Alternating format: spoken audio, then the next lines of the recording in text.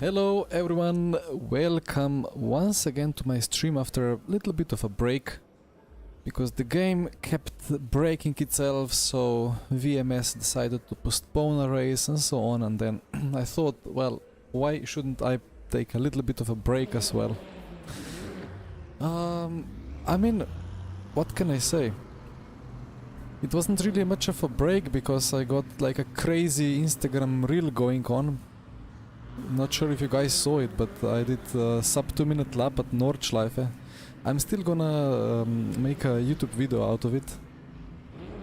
But for some reason Instagram thought that was such a great reel that now it's got 120,000 views. I have no idea how and why, but alright, I'm gonna take it. But oh well. Back onto LMU now, because that one was at Assetto Corsa. This is WEC experience fixed. Need to change stuff a little bit so we get some rotation, a bit less fuel.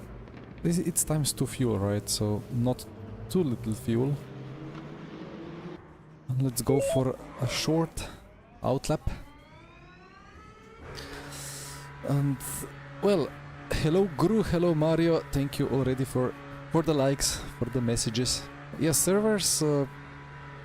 I don't know, it's kind of stable. At the same time, I couldn't make it into this practice server because while the other intermediate or like silver event was going, I was getting sent into that one. So, I don't know.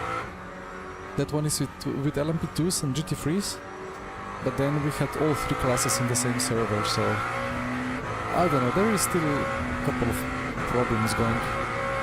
That's a loud engine. Yeah, I somehow clicked on the Lambo when choosing the car to register. I don't know why. But I'm scared now with all the Ferraris and Peugeots. Ah, one more thing to do. Minus to front ARB plus to rear ARB. Let's hope some rotation happens. Hello, Joao. But the Lambo, I don't know, like, it should be possible to make a P2 in Quali, right? And let's see what happens in the race. It's a good car, but again, it's not the best in fuel mileage, and this is fuel times 2 here, so... And they have taken the clutch and coast away from us.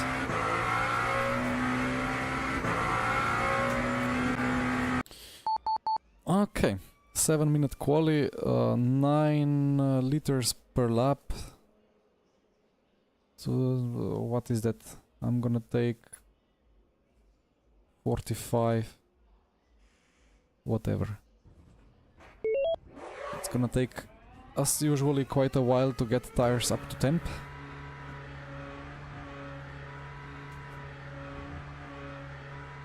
Yeah, Joao, I'm gonna double check it for you so that you have a double tested experience of the championship race. I mean, it should be alright. I don't know, they have fixed the fixed setups, they have fixed the tires, showing 0% and so on. It should be functional. Hello Arnold, Živio Daniela.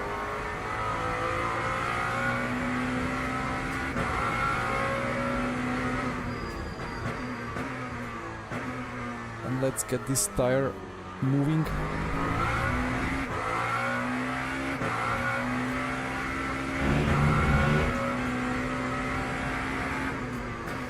And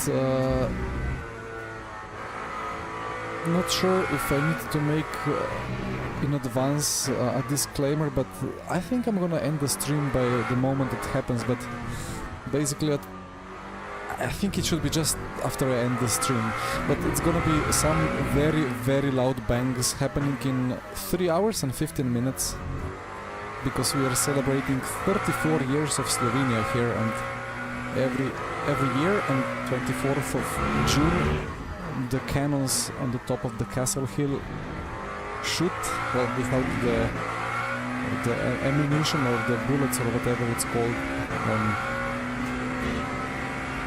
Without the cannonballs, yeah. But it's still loud. But maybe it's gonna be stream ending with a couple of bangs there, because it really resonates through the whole town.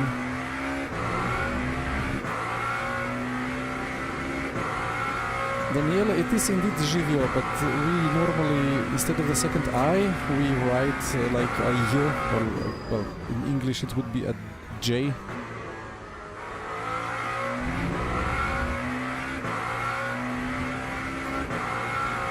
In Qatar last week, spawned with 90, well, I mean 98.1 is better than 0, right?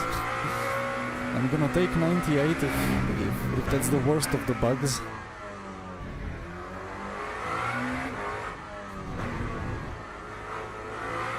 Also, I'm getting properly cooked here. The AC is on, but there are 2 walls and 2 doors, and they have to be closed, otherwise I would have a little toddler turning off my PC here. But outside the window I have solid 30 Celsius, if not more. But if I close the window, then my GPU will absolutely burn the whole room down, so opened window it is. It can be with just J, or it could be like, it can be Živio or Živio. I mean, it's kind of not formal greeting, so it can work either way. Or without the J even. I saw it like that even in the past. So you're not wrong.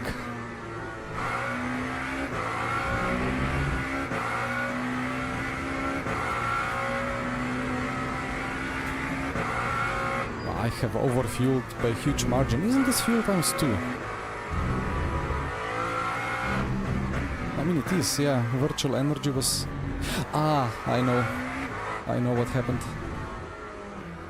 I saw fuel usage was around 5, and then I thought that that's without the times 2. My bad. So I did times 4 fuel now. Oh well, I will have 20 kilogram BOP. But alright, tires are kind of up to some temperature. So let's see, two push laps now.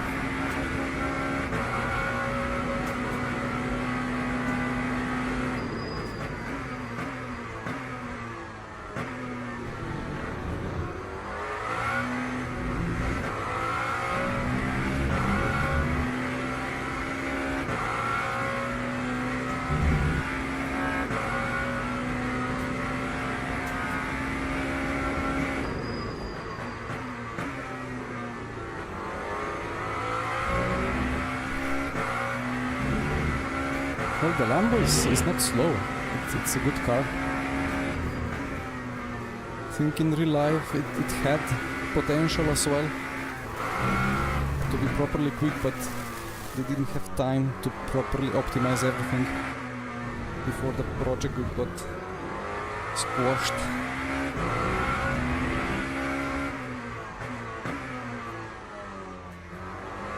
And these lockups, classic LMDH.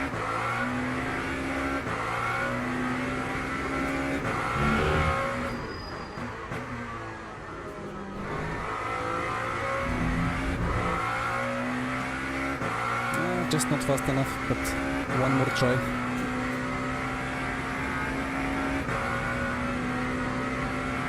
Now we'll have to gain the extra half a second, I see.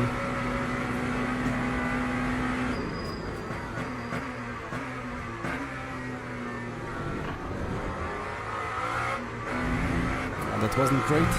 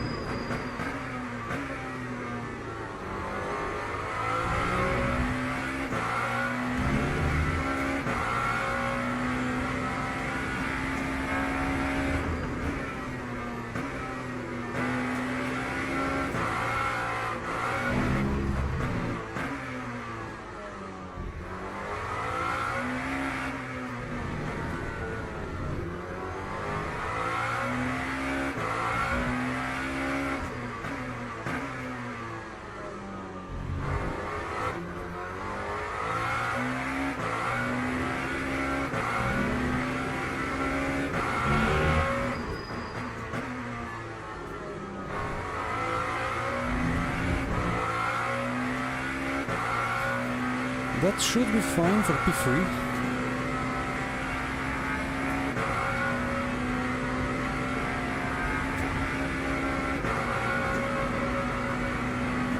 Yeah, not really.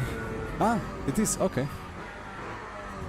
Well, P1, P2 keep improving. Let's see if others improve, but... Yep. Alright. Well, not the predicted P2, but it is a P3 and half a second. Not too easy to find, but maybe it should be fine. The Peugeot will struggle a bit harder to warm up the tires. That I know.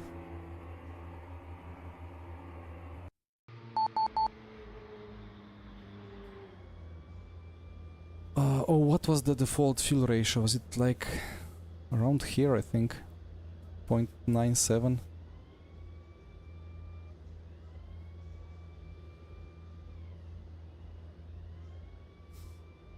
Well, Daniele, Google was not really wrong, so it's like, I mean, I don't know. Hi is kind of semi-formal in English, right? Or is it fully informal?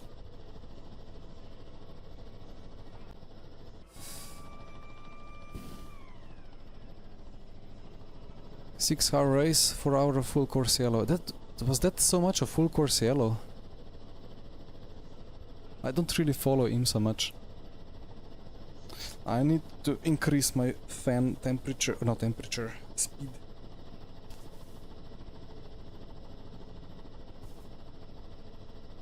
I will have proper race cockpit conditions here.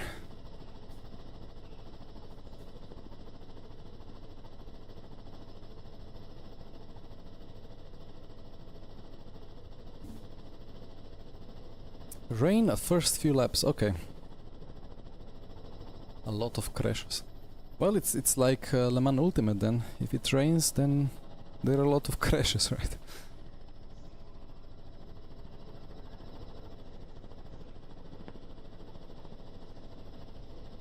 Greetings. Alright, well, new tires. Start driving.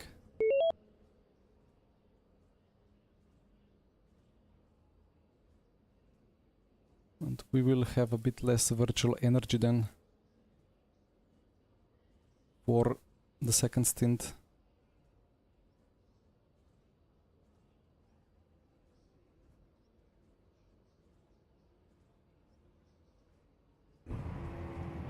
Imsad Glenn was like LMN beginner.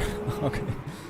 I mean, it's funny because often the sim racing races, even in very tough conditions, are cleaner, like have less crashes with big grids even compared to real life. I mean, many times not, but sometimes it is like that, so I just assume that in real life they are a lot more scared to crash, but they kind of aren't, or maybe it's actually that much more difficult in real life.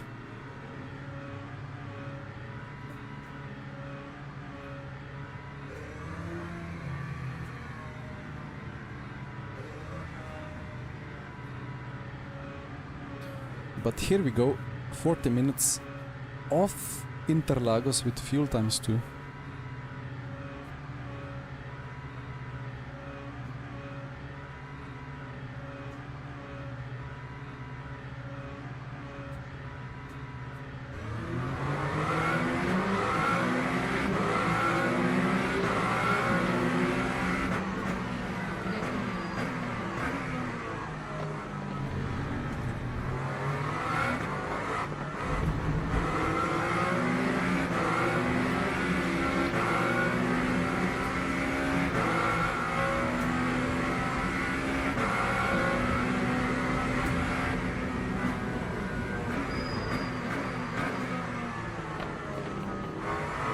Oi, oi, oi. Alright. Well, no comment.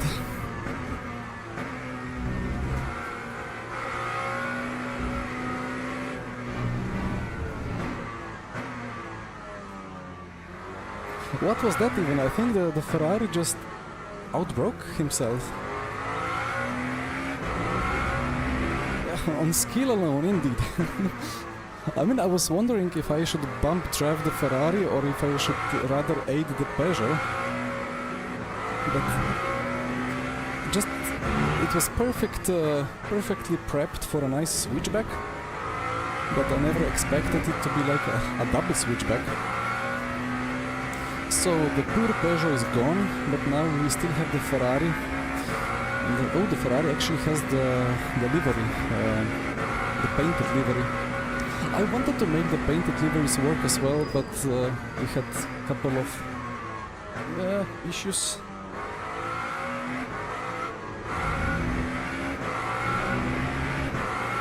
So like Rafa Esports team is created within race control and the liveries are uploaded, but it still doesn't work.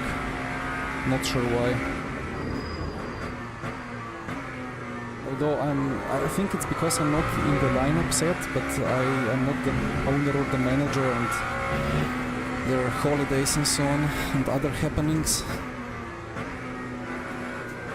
So I'm just racing the default liveries for now. We have a very nice Lexus livery available, but for today it's gonna be the old one. Actually, if it's for today, not sure how liveries work, but probably I'm stuck then for this 4-race championship for the whole time with the stock livery instead of the Rafa one. Anyway, sooner or later I will be able to choose.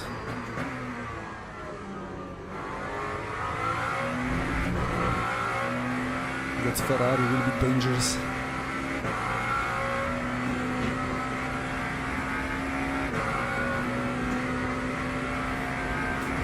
It's a blue Ferrari, but it has no top speed.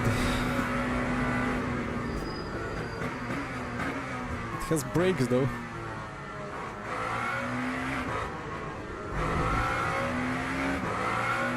And surely I don't want the same fate as the Peugeot got. Look at that acceleration. Do I defend here? Oh, look at that.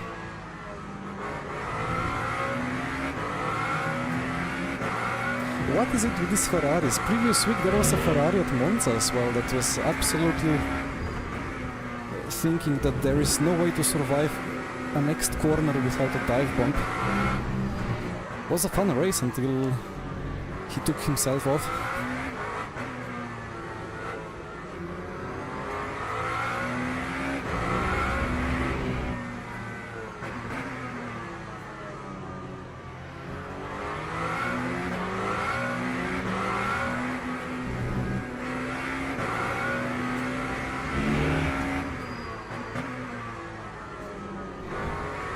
How is the Virgin Energy looking? 86, alright. Not too bad. Considering that Lambo is probably one of the worst on the mileage.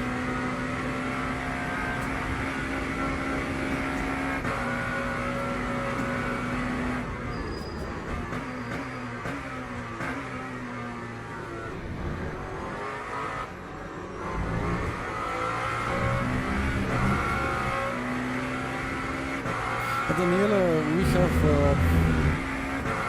probably a solution for the Peugeot that you don't really want to see because it's Rafa colors, so just red, white, a bit of black potentially. Looks great, but not the French colors.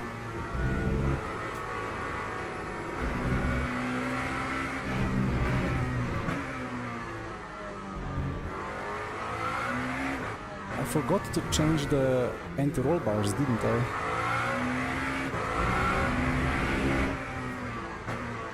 Because I'm having big trouble to rotate.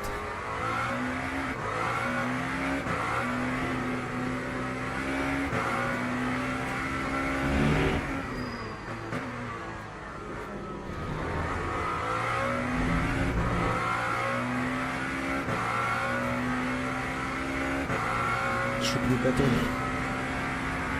And a bit of brake bias as well.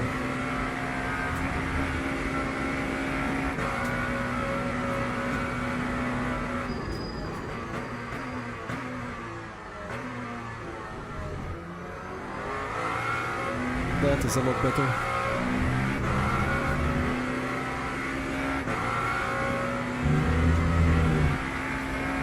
As long as I win.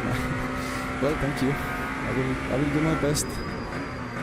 Although for the like private or like not the online system races like VMS Pro, we cannot take delivery yet, which is unfortunate. Would love to do VMS with the Peugeot in the Rafa colors.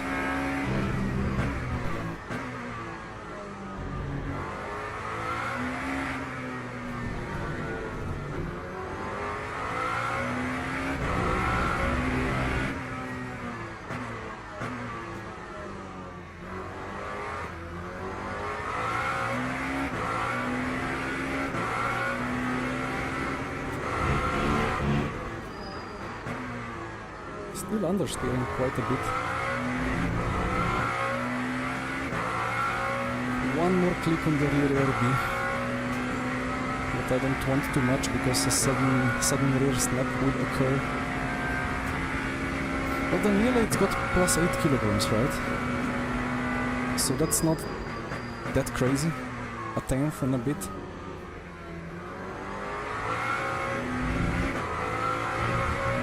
So at Sebring it's still 3 tenths of Ferrari, but on some other tracks it might be pretty good.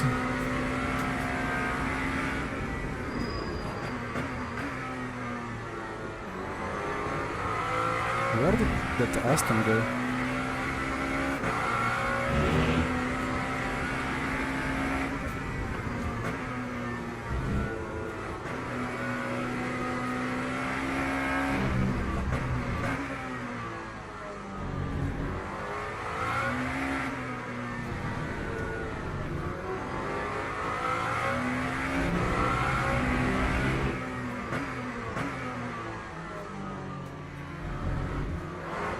Up.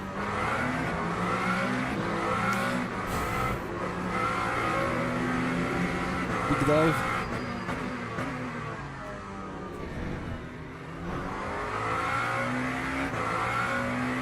I wanted to make the apex, but he turned in a bit earlier. Okay. What did I do wrong? I think I expected the Ferrari to take the racing line, but he stayed very shallow, like the GT3 Ferrari. And suddenly there was no gap, so that's on me because it's corner with multiple exit lines. It's just so difficult in multi-class. If you have somebody behind, you need to absolutely nail, or like you have to forecast what the guy ahead of you will do, because he can stay on the full left or full right or in the middle, and then sometimes nice dive in the long downhill. They stay on the outside, sometimes they go for the apex. It's just difficult to predict. And I didn't do a good job with it. But still in P1.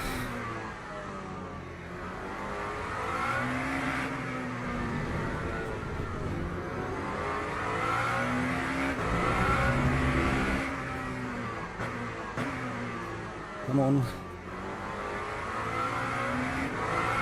What do I have to do with brake bias? Front inside just keeps locking up. Like very little, but still.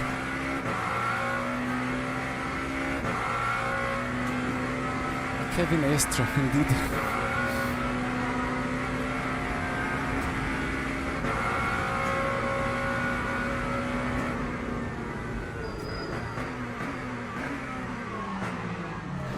I mean,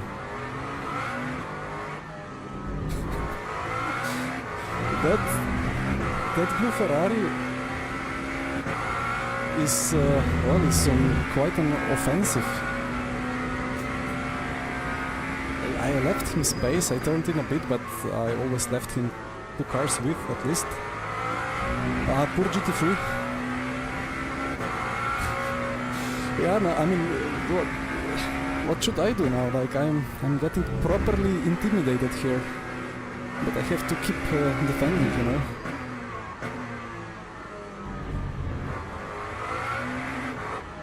The Ferrari is so much stronger on the brakes compared to Lambo. that the nose will get stuck in many times, but then I cannot just let him go.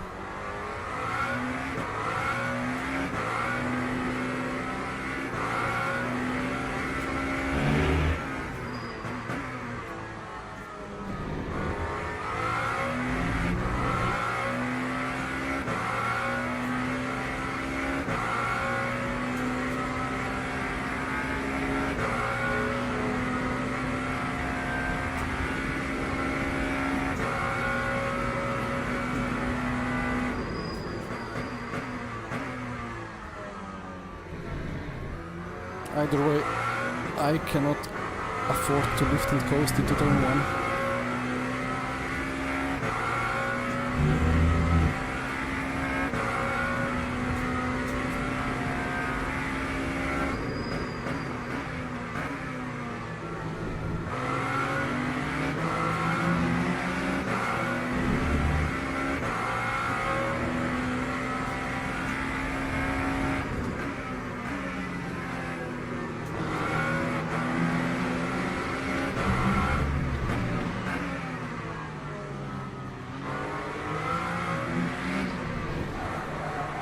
And it happened.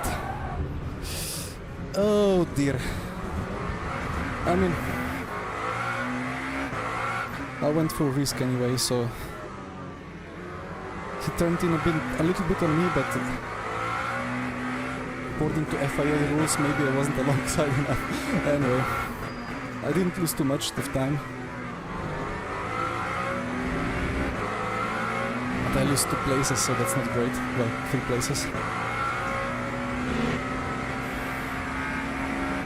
Anyway, could be worse.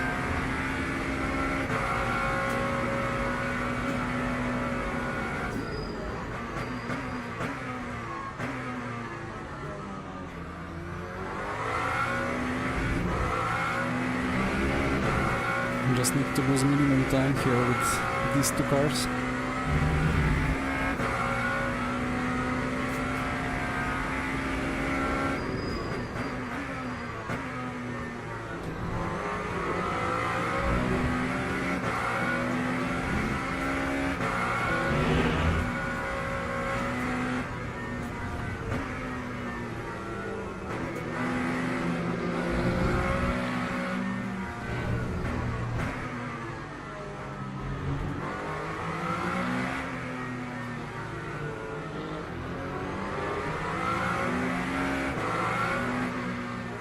But I cannot outbrake a Ferrari or a Toyota, that's for sure.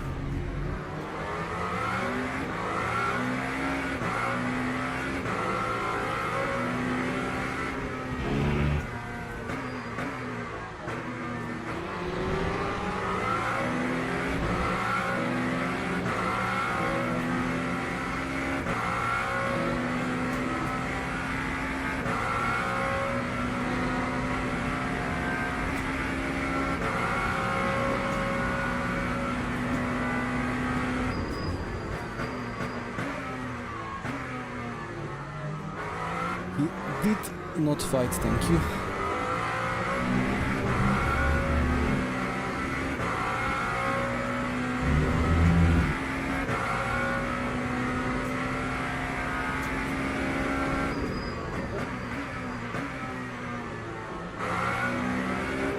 But the P1 Ferrari is not really pulling away, so that's great. I wonder if he has some damage. I mean, he did hit quite many cars this race.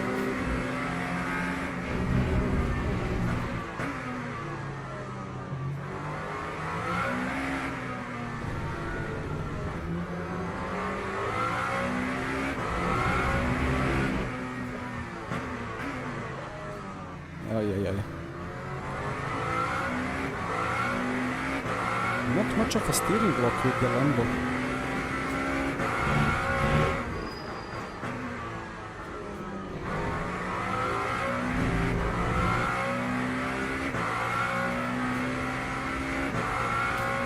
I also need to fix my fuel ratio. It's been quite a bit higher.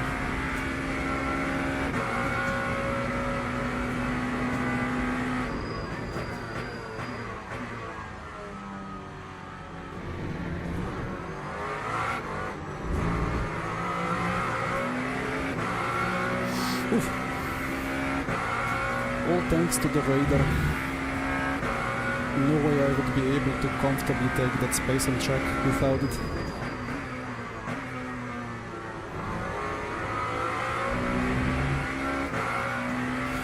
Okay then, 3 seconds and a half and I have a bit more energy available.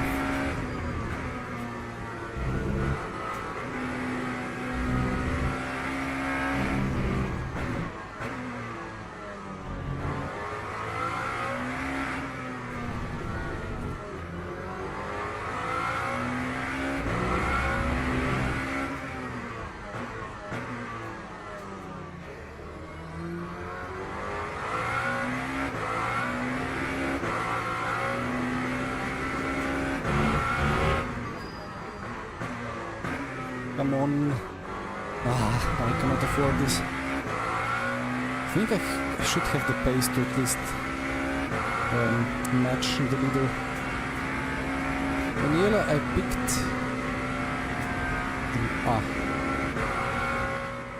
My apologies. Is it better now? I know what happened. I was recording that Formula DS Assetto Corsa car, which is very kind of silent sound-wise, so I maxed it out. And now the Lambo is so loud that... Yeah, I hope it's fine now. But if I overdid the silencing, let me know and I will put somewhere in the middle. I picked the Lexus for GT3. I cannot be bothered with Ferrari anymore. Too much mid-engine.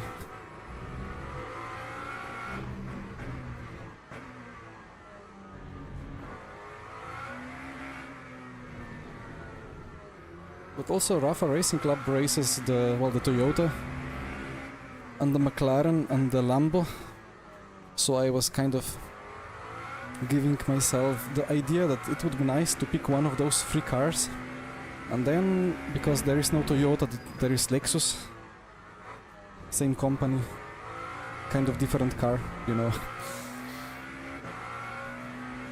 So then I just went with the Lexus. Let's see what happens. Why Lambo hypercar? I don't know, just for fun, to be honest. It's not bad, you know.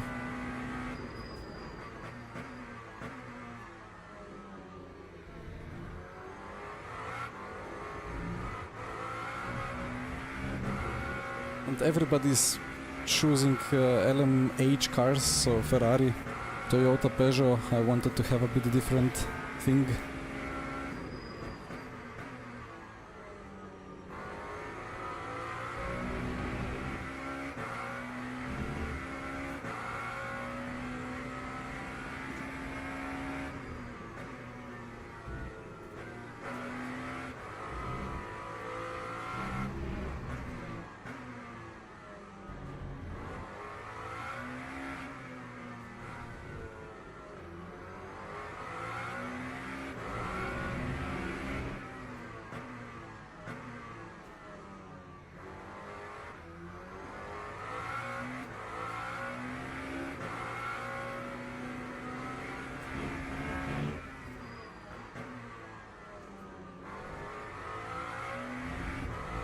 Daniel, you are not opposed to a bit more engine sounds. Yeah, I did minus 10 decibels, which is on the extreme side, I suppose, so let me do it like this. I think it's fine now. The sound ratio has to be. Otherwise I do one more button press.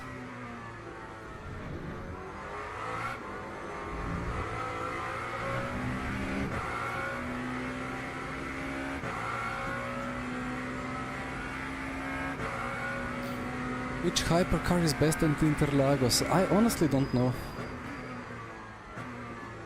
Like the Ferrari got plus 10 kilograms now, the Peugeot got plus 8.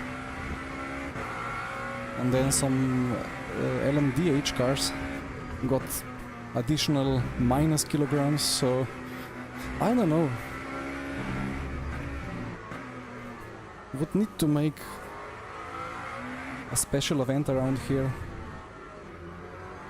with a nice prize, and then people would try.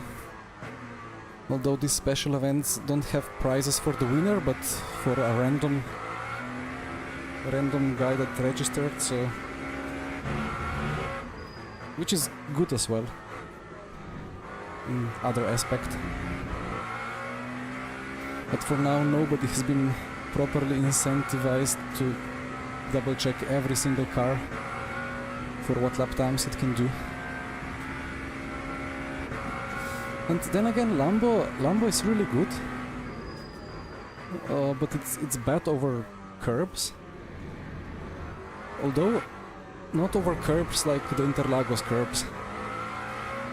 It's really bad over, let's say, Redilon Apex curb, or maybe the Imola chicanes. But here the curbs are kind of smooth or low speed, so it's not that bad. I'm gonna take one more truck cut. There wasn't a cut, okay.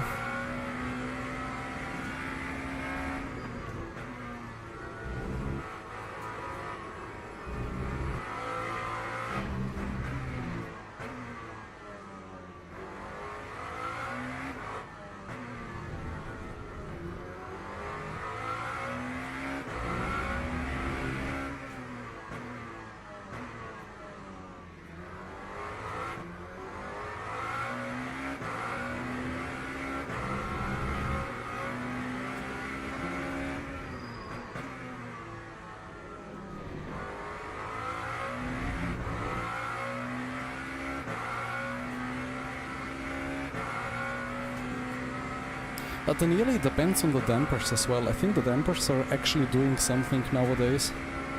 Or like the more that these tires become rigid and the more that the slip angles become unforgivable, the more of an effect the dampers have. Because in RF2, for most of the time, the tires were so squishy and soft, the dampers never really did anything. I mean, they kind of did something, but the tires were already a big spring and a damper, and they did most of the suspension work, but now we have to work harder on suspension than before. So let's see.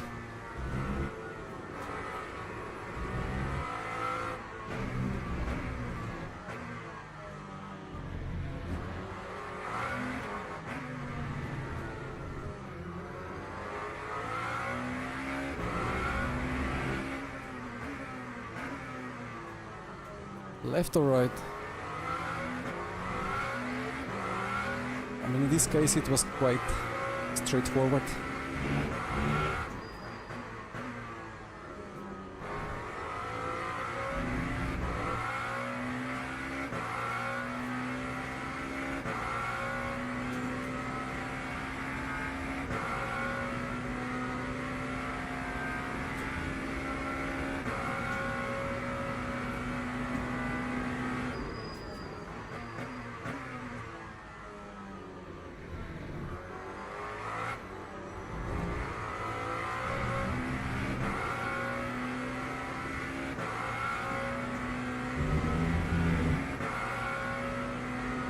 Daniela, same here. I mean, I have driven a lot of hypercars in the past 5 months, but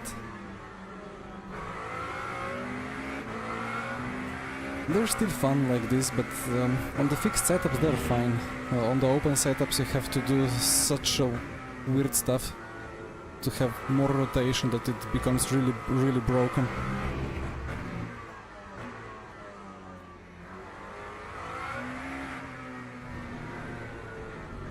The P1 Ferrari is quite quick.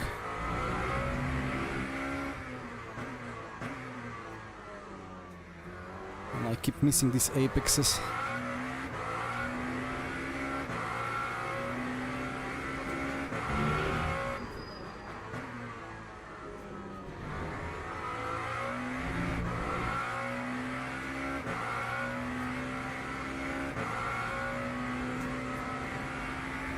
So how much fuel do I need?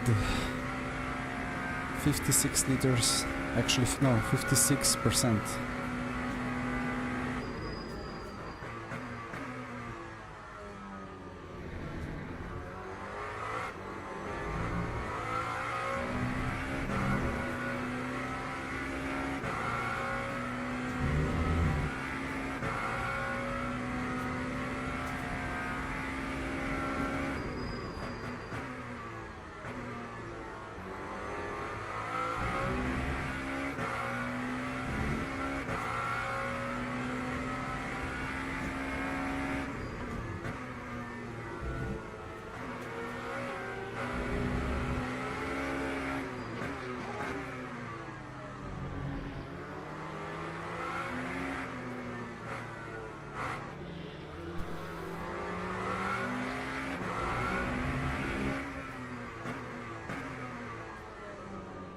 What a drift.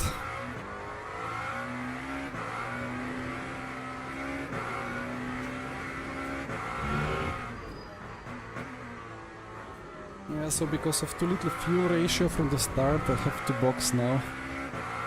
With 45% now. How much should I trust it?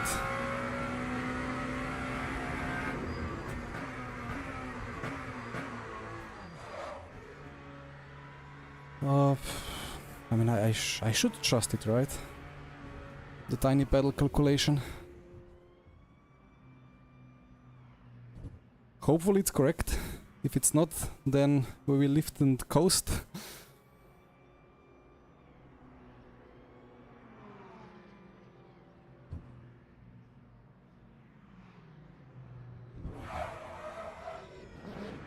Ooh. So he... Oh, wow. Okay. I think he had 47. He has 47, I have 48, so we fueled up the same. Okay. That's nice. And he got absolutely destroyed by the pitting lap... pitting traffic luck. That's what I wanted to say.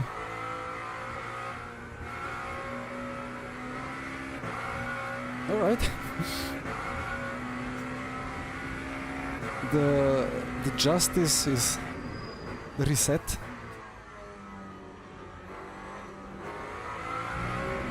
Now let's see how much speed he has.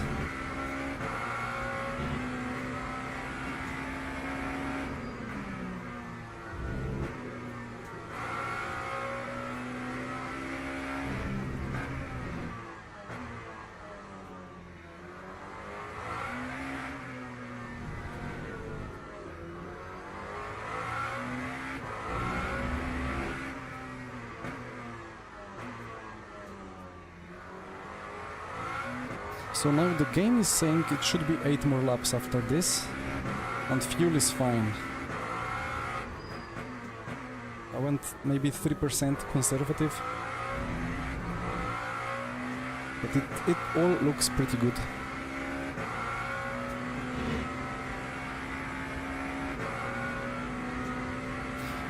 You removed your tiny pedal. I mean, I kind of want to do it as well.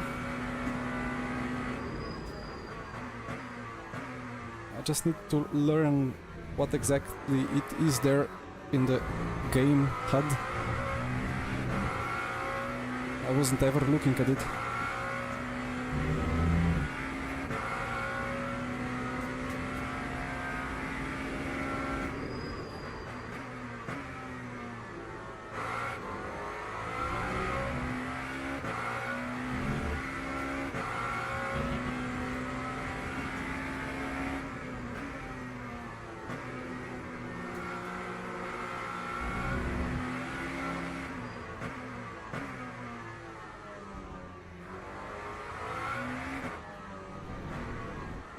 I mean, probably I should be now concentrating at keeping the gap to P2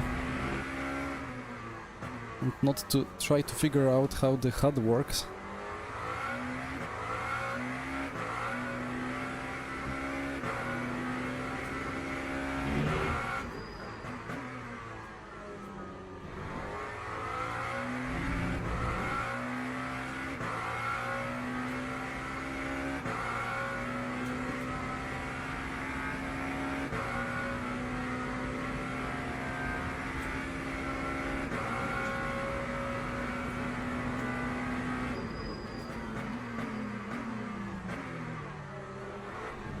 It's such a difficult braking zone. So easy to slam into a GT3.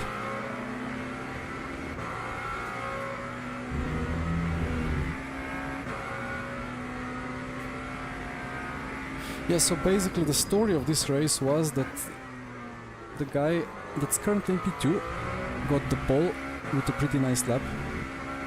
And then there was a Peugeot in P2, I was P3. And Peugeot got around into turn 4, or turn 3 actually, and then the Ferrari guy tapped him into the rear, spun the Peugeot. A bit later on he dive bombed me and crashed the GT3, and later on I got tangled with him as well, so he half spun me, or like I half spun myself. Yeah, another misunderstanding out of this penultimate corner. Well, double, or what's it called? Pre-penultimate corner. Third to last. Right, so yeah, there were 3 incidents in which he was involved, and now the pit stop did some random justice. But he's got the pace. There's only 6 laps to go though. But if I keep missing apexes like that, he's gonna be on my rear again. And then we can expect a big dive bomb again.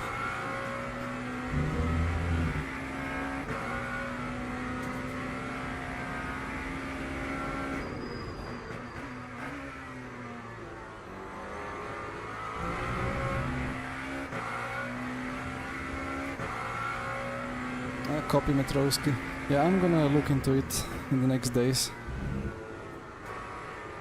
Although, like, I still like to have the tiny pedal for the trailing, like for the throttle and pedal in throttle and brake input. If not for the brakes, then at least for seeing the actual traction control in action. Because I'm not sure if you know, but I'm now displaying the raw throttle instead of the filtered throttle. Sorry, the other way around. I was displaying the raw throttle before, so it was a smooth line, but now I'm displaying filtered throttle, which shows like a constant reduced throttle if it's going into TC slip, or a lot of on-offing if it's going into the normal TC. And that helps me determine which one to increase or decrease. So let's say now there was a lot of zigzagging. That means that at those points it's dependent on the normal TC, not the slip one.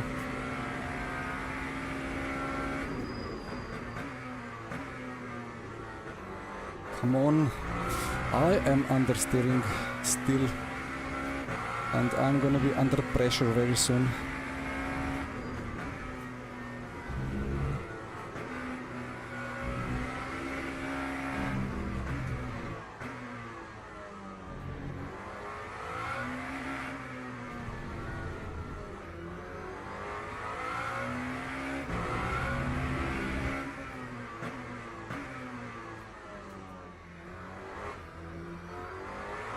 Just cannot get the nose in.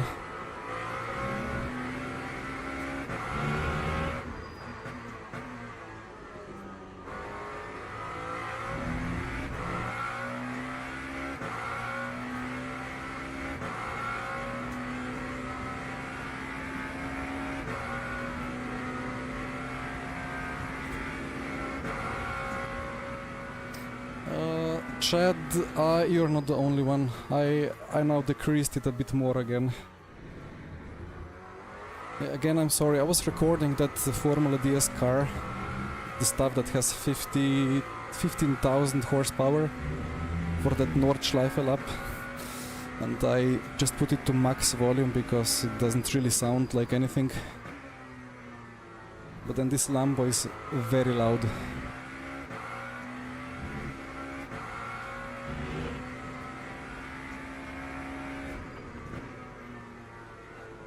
Much better. Copy, thank you.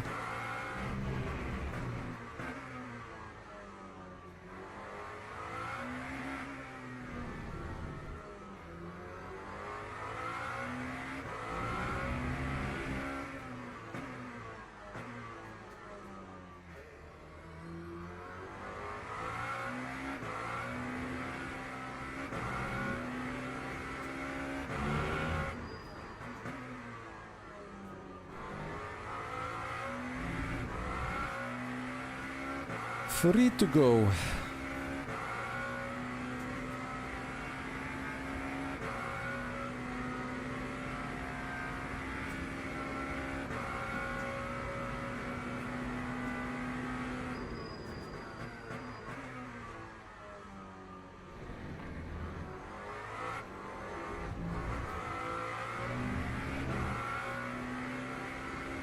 I need to be like 3/10 at least ahead out of last corner, and then because the Lambo speed on the straight is good, I can get enough of a gap.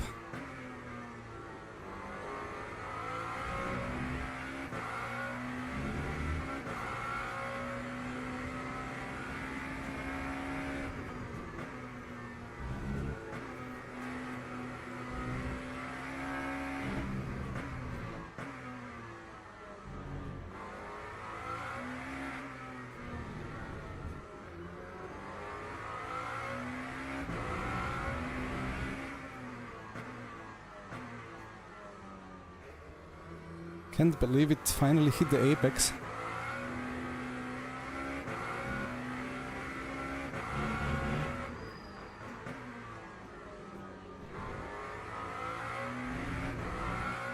I mean, I have some pace here still. It's just so difficult to control the front.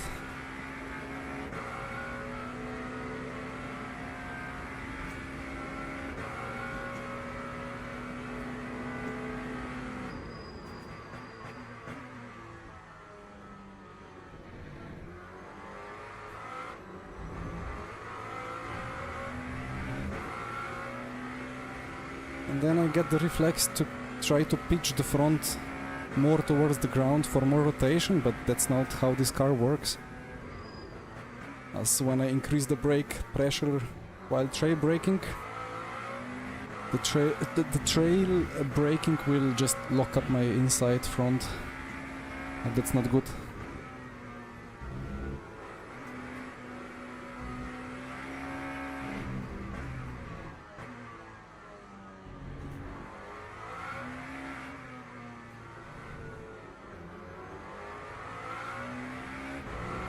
Traffic has been very nice to me.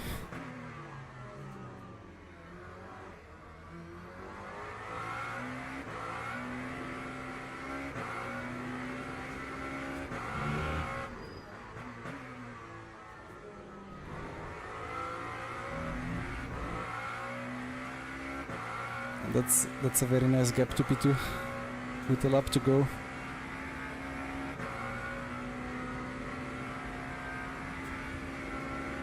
Hi Nalu, Toby, hi Nico.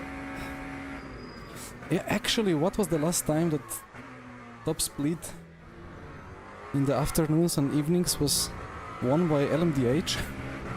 I mean, probably I wouldn't win this without, well, the current P2 guy and that Peugeot that's now in P8, I guess, without them colliding in lap 1 when they were leaders.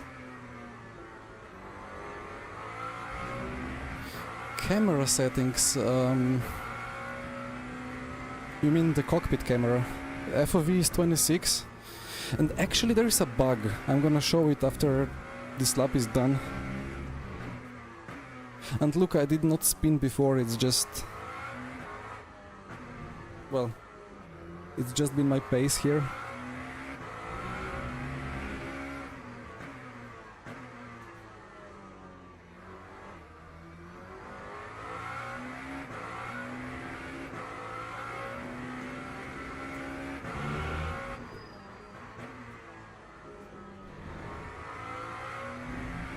There we go.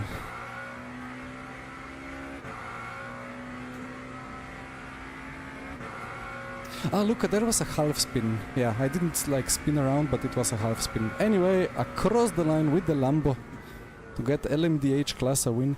But about camera settings, look at this. So I'm at 159 now. Now one more press and it reset me. And now I'm gonna go up to like 40. And it just reset me to 0, 0. There is a bit of a glitch. If you go down, the same happens at some point. So I was kind of like 139, or like, I think it resets at 140. Anyway. Alright. Well, thank you for the GGs. 590 registered, wow, that's great. Okay. Quick check, I have 3 minutes to register for the next one, so let's see what happened at the start.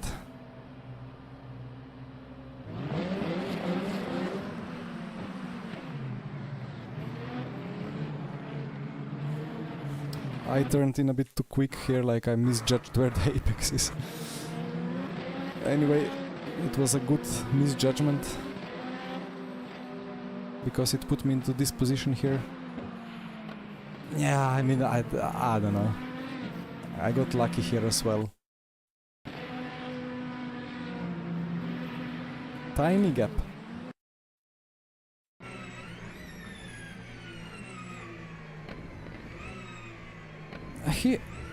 He could have maybe backed out of it here, but he kind of fast released the brake to stay alongside.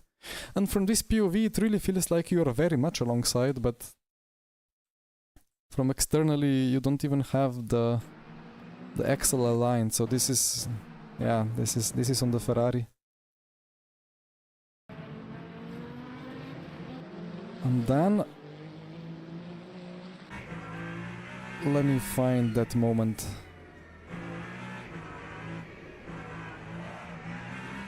It was this one. It was a good fight. But yeah, that's on me. I just turned into him and then I was far behind. I did... I mean, I was 0.1...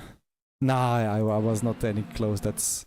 I did a Ferrari on the Peugeot here, but with Lambo, so that's fully on me.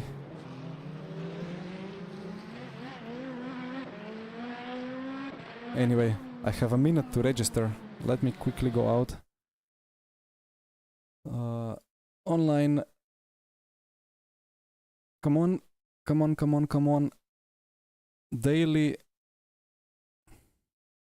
Prototype fixed. Register, register. Thank you.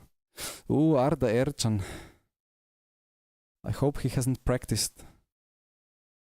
Because I did a lap. No, I did 2 laps. And that cannot be counted as practice.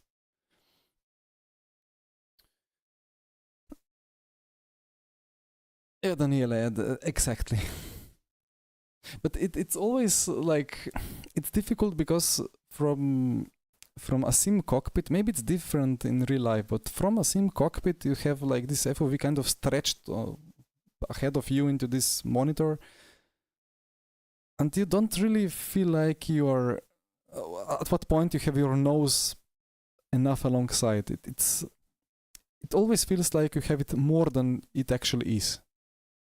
So you kind of have to learn that, you have to learn at which point, I mean, how to say, not to learn, because it has to be subconscious. You have to just get the feeling at which point you just have to back out of it, and at which point it actually becomes like a silly nose squeeze.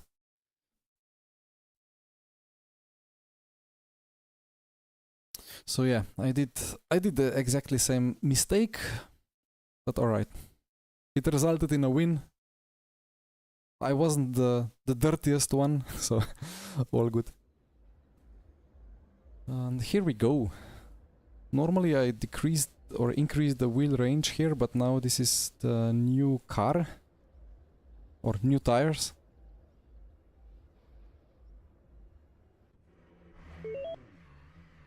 So let me check. I think at Sebring previous week I drove with the stock wheel range, like the vehicle set, and it was fine, so I think it's fine, because before on old tires it was too quick, I think. But now it's, yeah, it's decent. You have to actually turn in quite a bit to get the rotation.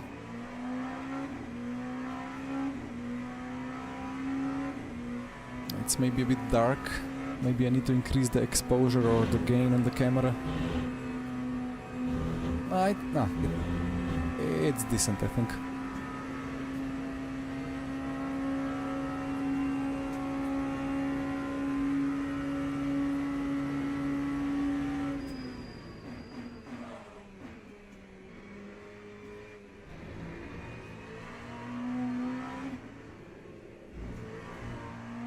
This LMP2 really feels good on the new tires, and I shouldn't have commented on it. Okay, so I guess the problem is that I just went way too backwards with the brake bias. Oh no, I did exactly the same thing at Sebring previous week. But yeah, that's not the way to drive.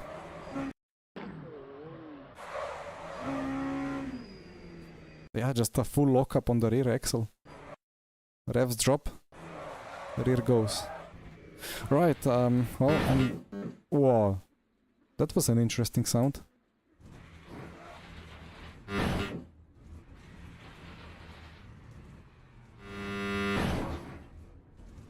Okay.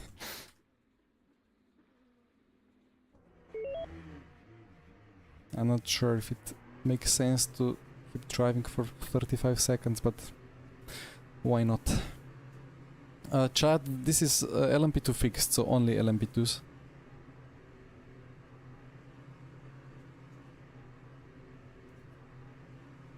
It's the bronze race.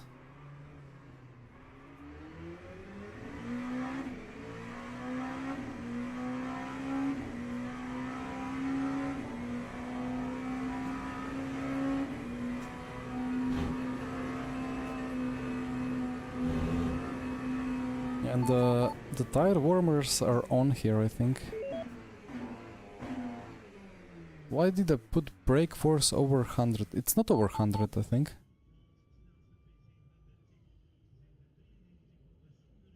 Five minutes, well, relapse. Ah, yeah. No, yeah, kilogram force it is. I think at 80 it's just a bit too weak at some points, but maybe I'm just having a wrong feeling. Dear FFB. Come on. Okay. It required 2 resets.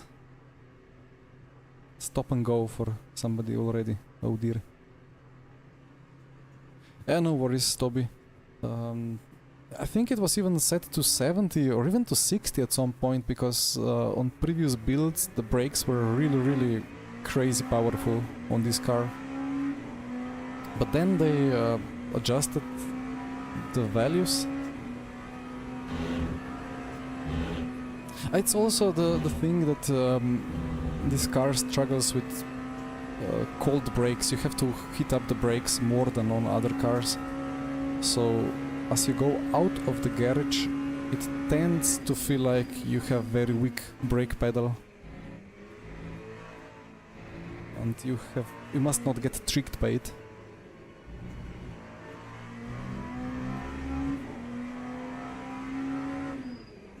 Yeah, okay.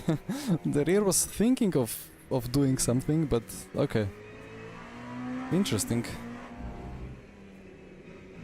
It would benefit from a bit of brake migration, I guess, this car, because when trail braking, it just likes to lock up.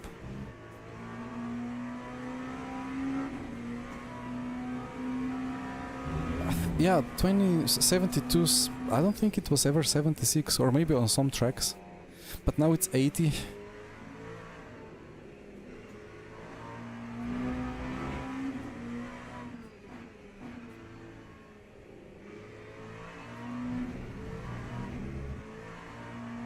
Hope this fuel calculation is correct. 2.7.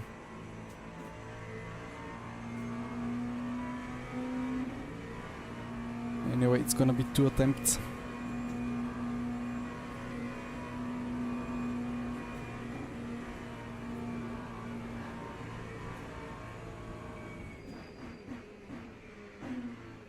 Millimoles are for my blood glucose measurement, because I have type 1 diabetes and I have a sensor for continuous monitoring, and it's pretty useful for it to be here.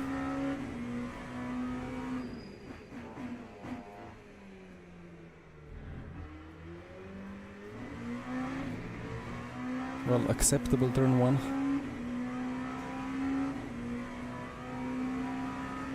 Any tips how to learn to drive without a racing line? Well, I think at the end of the day there is no other way around than just doing more laps. Just like go on a long run, Oh, that's too early on the brakes. Go on a long run, just keep doing laps, check the delta.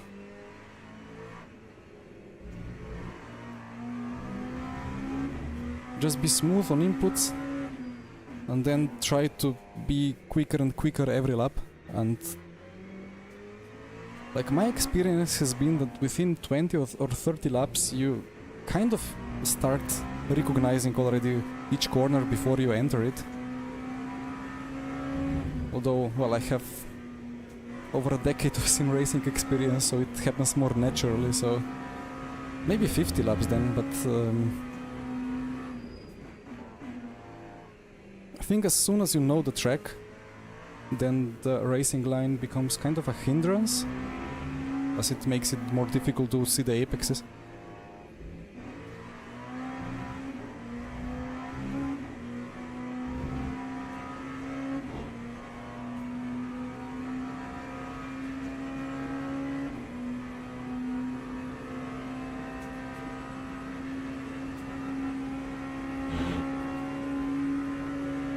But yeah, like when I'm learning a new track, I do watch some onboards before, but I noticed that they kind of get me a little bit of an idea of layout, but then the majority of the learning has to come from just one long run on a lot of fuel and just keep driving.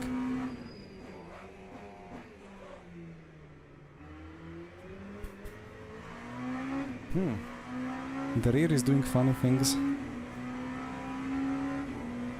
8/10 to Erzen. Oof. It was not a particularly great lap anyway. So let's see if I can find a second.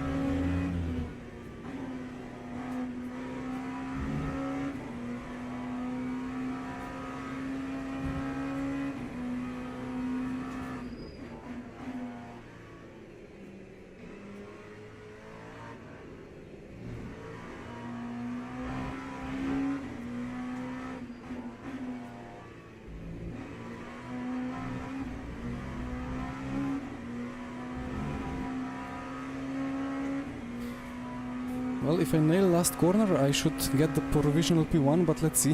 Maybe Erzen improves by a second himself as well.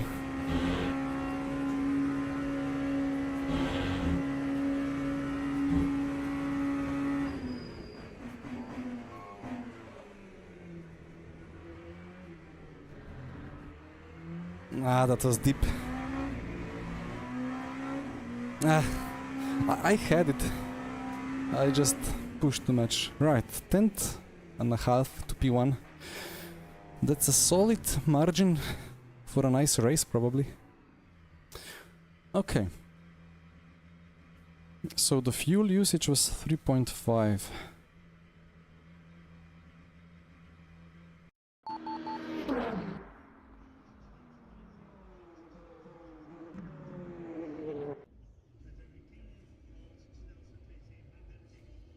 Should be 10 laps, so like 36 liters.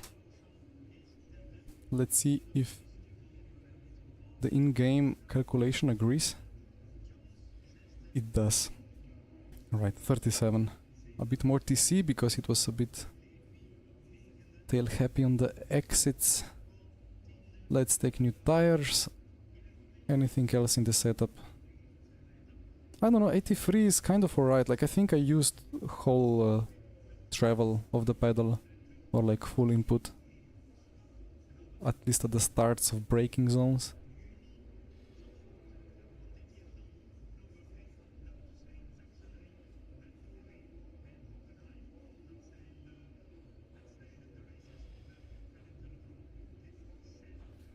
Yeah, I don't know.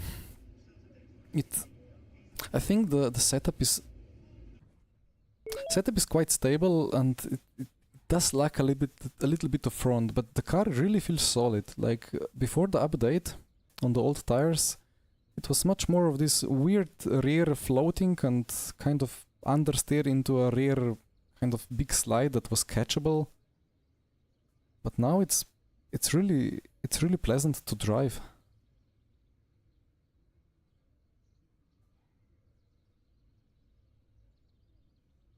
So now I have confirmed that both at Sebring and Spa, so pretty nice.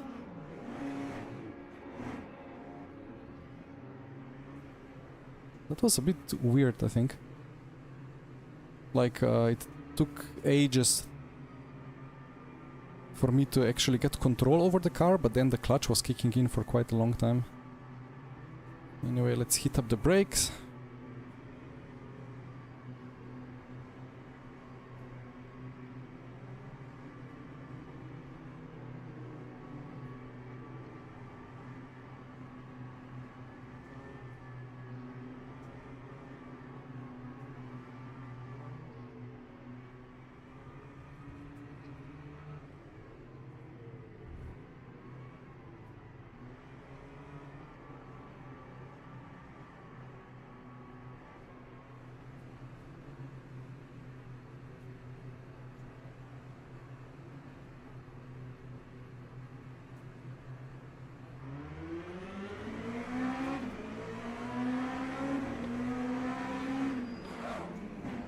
Yeah, there they go.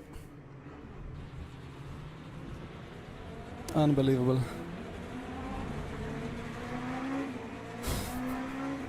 Where is Erzen? I hope he's behind. Alright, bye Jed.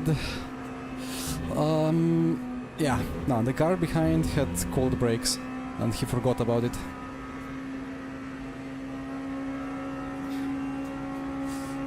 Anyway, P9 to P1, let's go.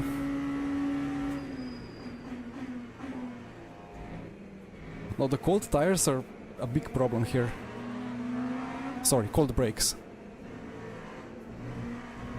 Because you really get zero performance on them if you don't hit them up properly. And I admit that for the moment I thought, let's just floor it and go around the spinning cars because there is asphalt runoff area, but then I figured out, it's been a couple of years since there was asphalt. It's gravel nowadays. Yeah, Arda is behind me and I don't think anybody has got huge damage, so should be still a good race, if not even a better one.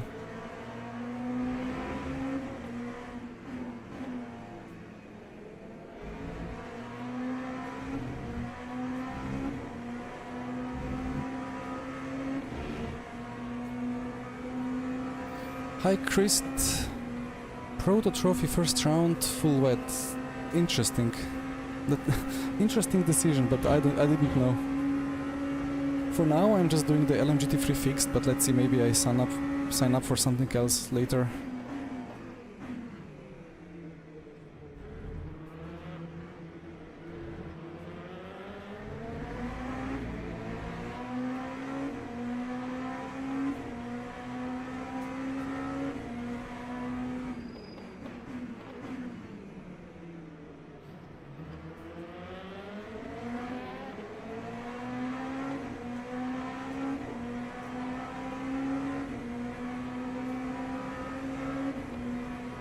What a slipstream.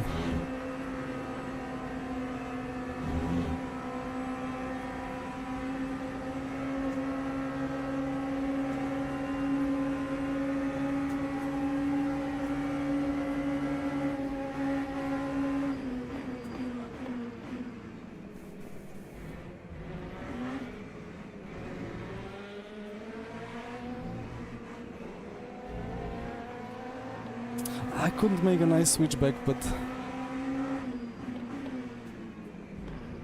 I think I can carry the speed here.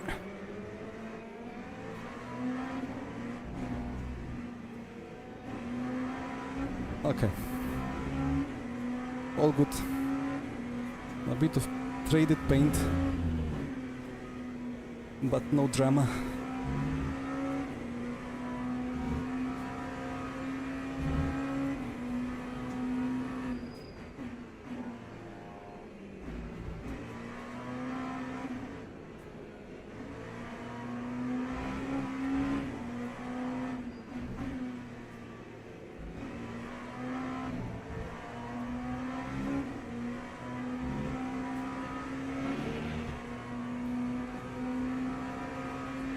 Yeah, GTEs indeed. I don't know what to do with GTEs, to be honest. Like, they handle nice, but I really appreciate the new GT3 tire model, so if I have a choice, I prefer the GT3s now.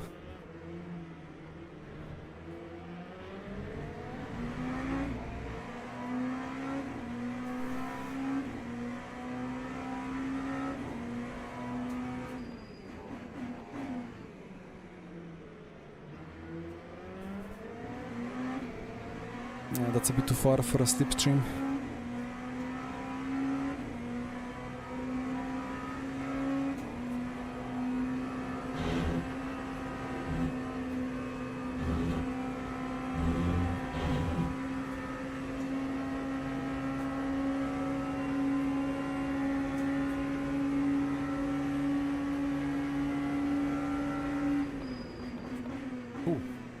Oh, he's reversing back on track. Don't rejoin into us, thank you. Yeah, luckily I did that nice rear snap in the practice, so I know how to drive around it now.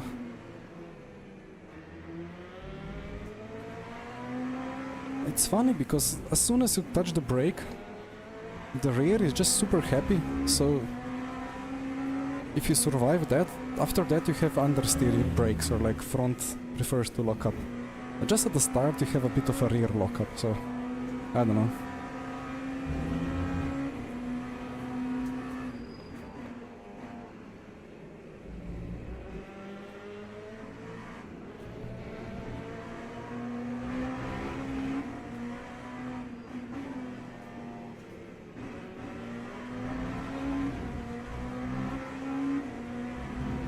Good gravel.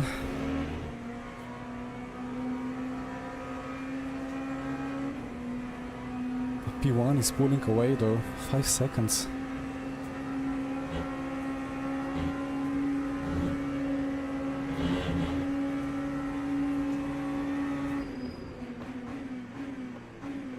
And another spinner and another off track.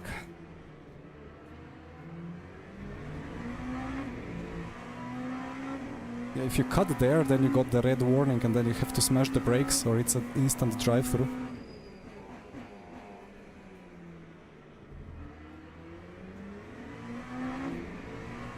Anyway, into P4, 7 laps to go, 4.5 gap to the lead.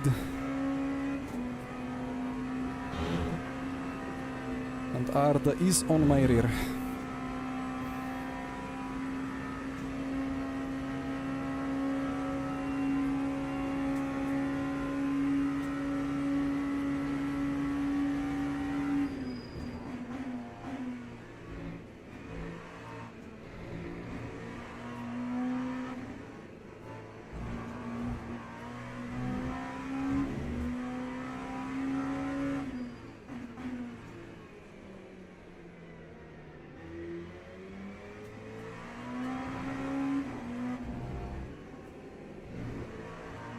The front is just super stiff, or maybe the diff coast is very locked up.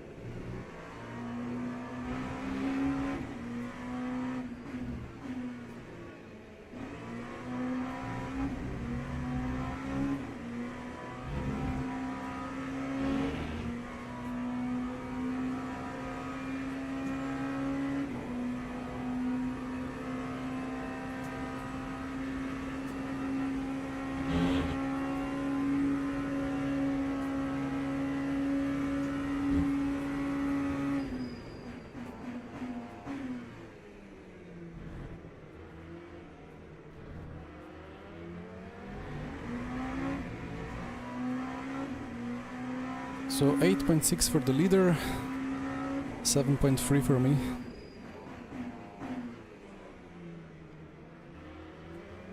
Good gains.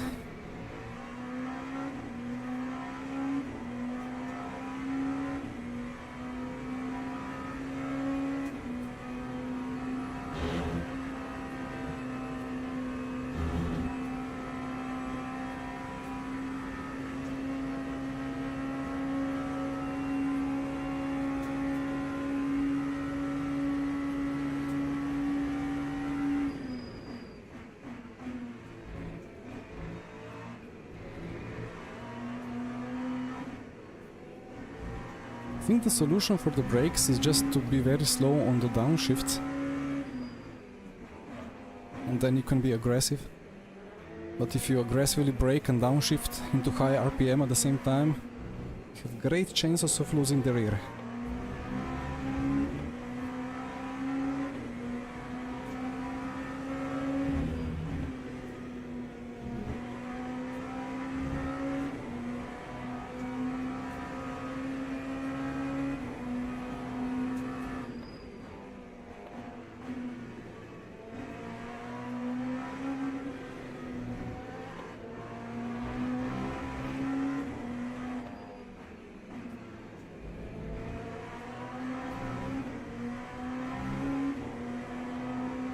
That gravel just has too much grip.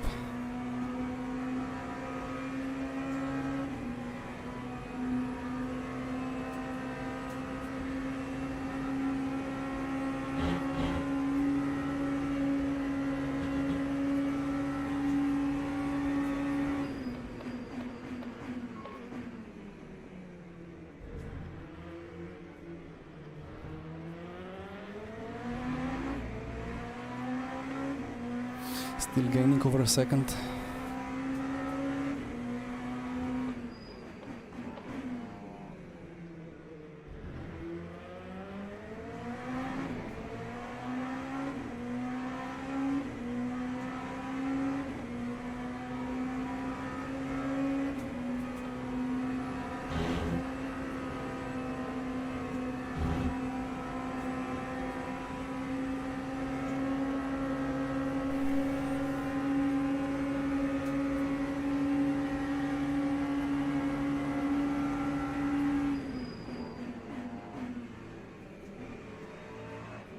Beautiful.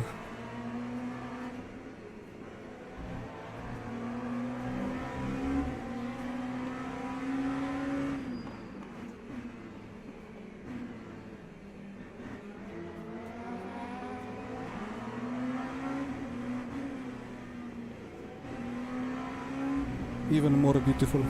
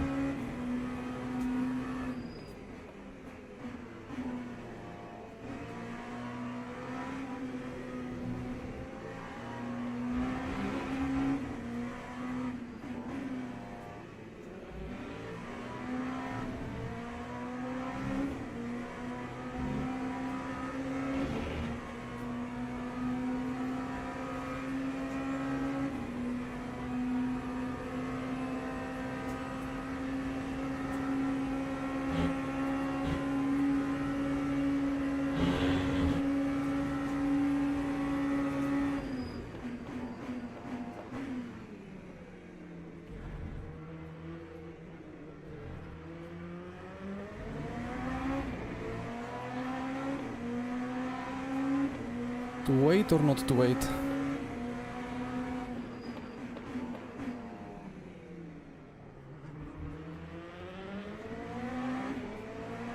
I don't feel too comfortable trying to go around side again into the combo, but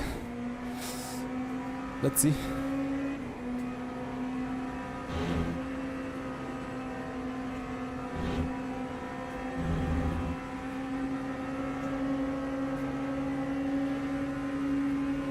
Speed, how many mixes I have?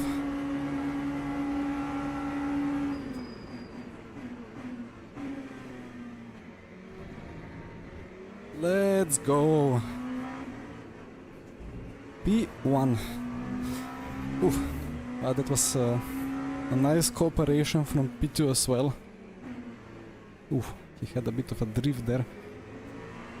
It's very dangerous into the comp because you can go around outside, but then the defender gets a switchback, squeezes you onto the curb, and then you get understeer, and then you collide into him. It's like a classic crash on high level real life racing as well. But that was just good enough. RF to reflex, indeed.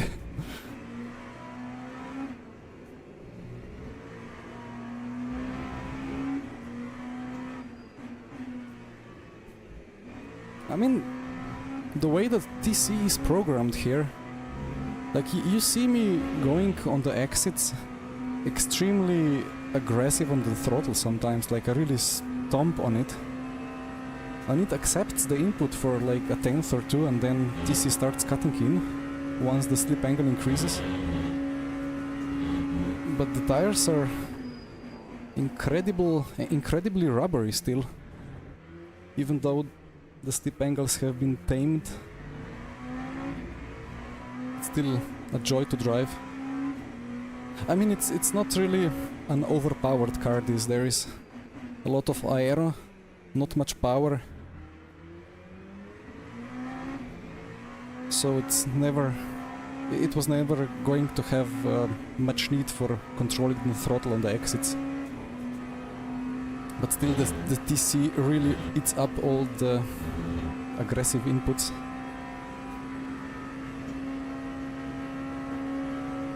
Anyway, 3 to go. Let's see if I can do maybe a 6 point something.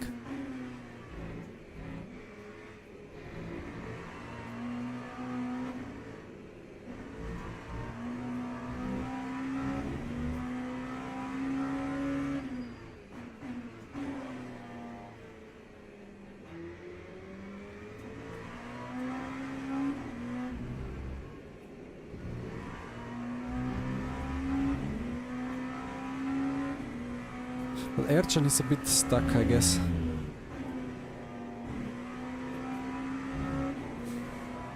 I mean, he got stolen the chance to drive away into the lead, or maybe to at least have a nice fight with me for P1 with that turn 1 incident.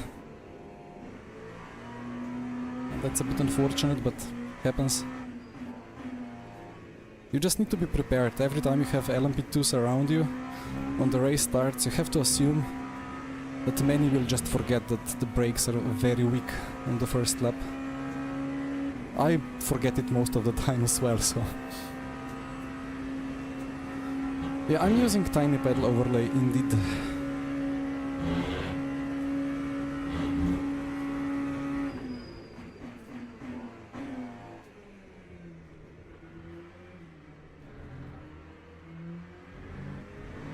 I will eventually hit that curb as well on the apex.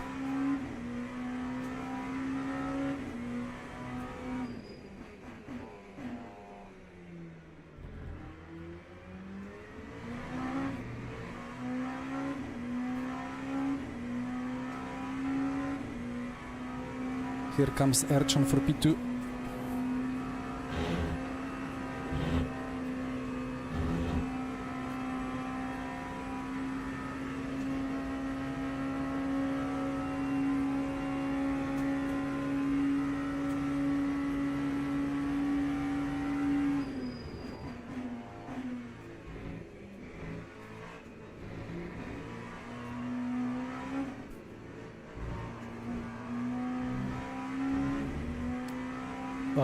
Is he alive?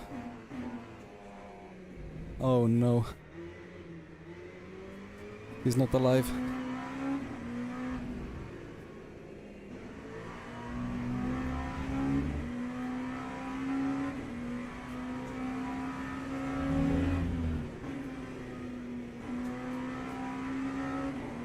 Yeah, let's see what the replays have to say.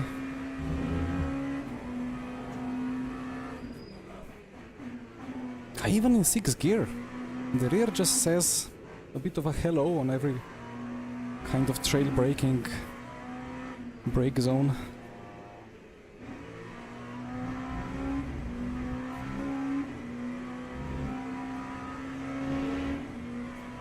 So it's not about downshifts. I mean, the downshifts really help with losing the rear, but it's just something in the car.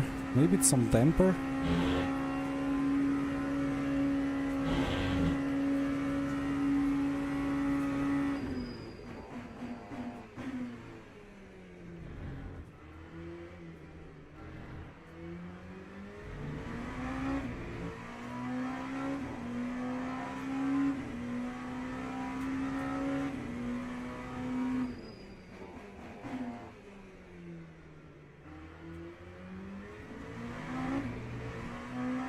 .1 was the lap time. Yeah, sub 7 is gonna be difficult. Especially as I don't want to crash.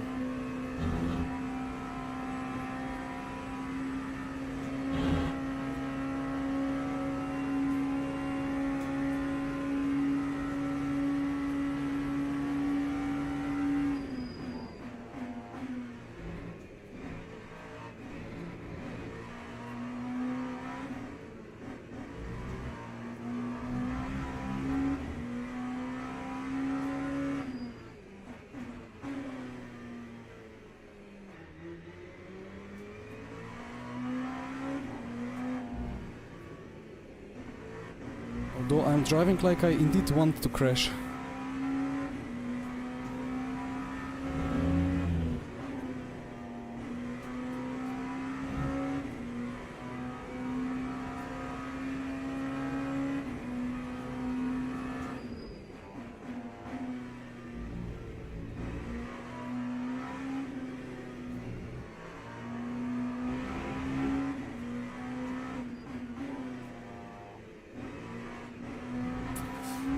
Yeah. Is it diff power that's quite locked as well? It's just weird a little bit. Although, you know, the GT3s kind of like to lose the rear into high-speed corners as well. And it's the same tire model. And then they are a bit stubborn to make a stable exit with a lot of front grip. Either way, across the line for win number 2 of the day, which is quite nice. Yeah, let's see what the diff power is, and then let's see the replays as well. 60. What is the...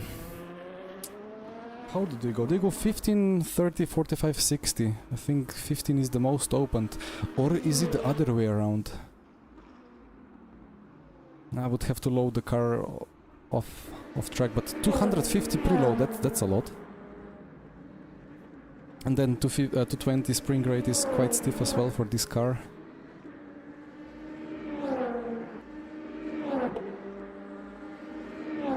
Detached ARB, yeah, that explains the most. This car never really liked too much detached ARB, but it was always stable on it. Right, so race start.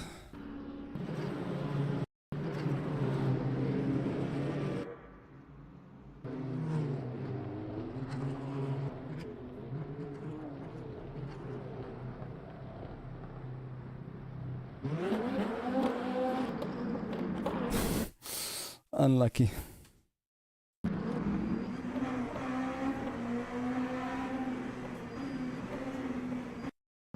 Yeah, like he lifts and goes, then smashes the brakes, and absolutely nothing happens because the brakes are cold. So he tries to thread through the little gap and misjudges it a bit. GG Arda, my condolences. Increasing diff power means more understeer on the exit, but basically fully opened diff power means that the inside tire will spin up itself and the outside will be stuck because it kind of disconnects. If there is no diff, then the tires are separate, or like kind of like that. And then as you stiffen the diff, the more they are connected, and if they are fully connected, it means that as soon as the inside wants to spin up, the outside will be like dragged with it as well. which means that actually if you tighten the diff a lot, you will have weirder snaps on the exit. Like you will have a bit of understeer, and then at some time, like the whole axle will just snap violently. But if you have it fully opened, then the e-signed will be just spinning up itself, but it's not gonna be that violent overall. So you kind of have to find like some mid-range. Although in LMU, I don't think it's really that well implemented, so it's not that sensitive in that regard. So you just have to kind of test, click around a little bit, and generally you will not find much lap time in the diff. Maybe quite a bit on the coast side, because the coast is kind of useful for the entries to stabilize them. I was like, well, radar, thank you, I'm gonna go around the outside, and then, it's not asphalt anymore, it's gravel.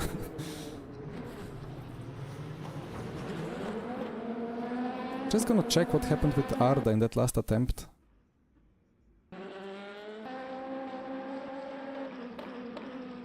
Lap 10. That was the last lap.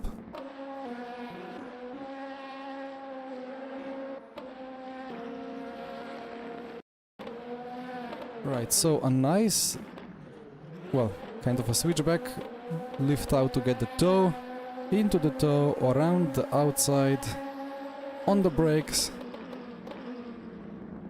Yeah, that's... Oscar said sorry in the in-game chat, but... I mean, he was still on the curb, right? Although, when you're overtaking around the outside, you kind of expect the car on the inside to be fully on the curb, because that green stuff is takeable.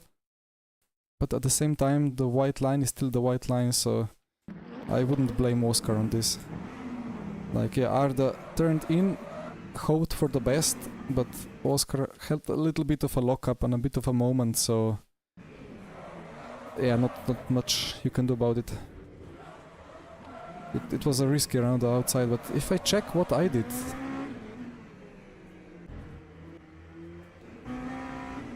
Because I did a safe move around there. Yeah, Arda, indeed. Just an incident, right? So I started turning in and realized he's not turning in yet, so I backed out of it. And then just went as deep as I could. Actually, that was not... I didn't turn in. I think I had a bit of a rear wobble. Yeah, I corrected. I didn't turn in. It was a rear snap, yeah. Although at this point, if you're getting overtaker around the outside and if you keep going straight, if you're kind of a little bit behind, you will always get turned in on. So you have to really target the apex. Because, well, if you want to avoid the incident, if you want to have a big fight, then you go a bit more straight, get a better entry, but maybe get tapped on the front axle. No, that was spot on. Good racing. Okay. Well, on to Kota. And let's as well check the results of the previous race. Plus 0.9 here, only plus 0.9, okay. 19 splits. That's just so great, like 19 splits in LMP2 fixed. That's really good. Where is it? Event history. Jose Carlos Pache plus 1.7. Okay.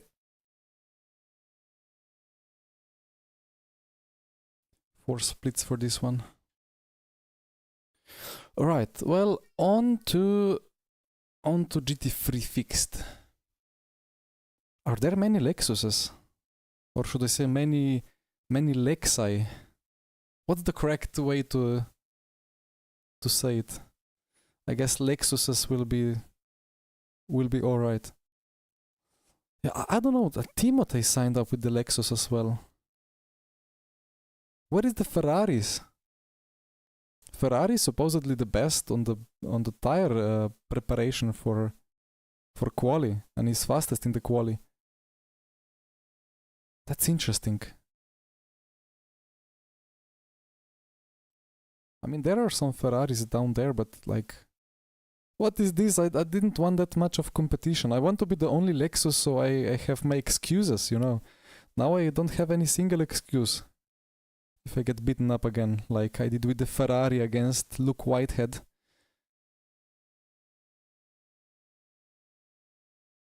There is a Lambo, another Lambo. I was kind of 50-50 in the end between Lambo and Lexus, although McLaren was kind of interesting as well, but yeah, Sven took the McLaren.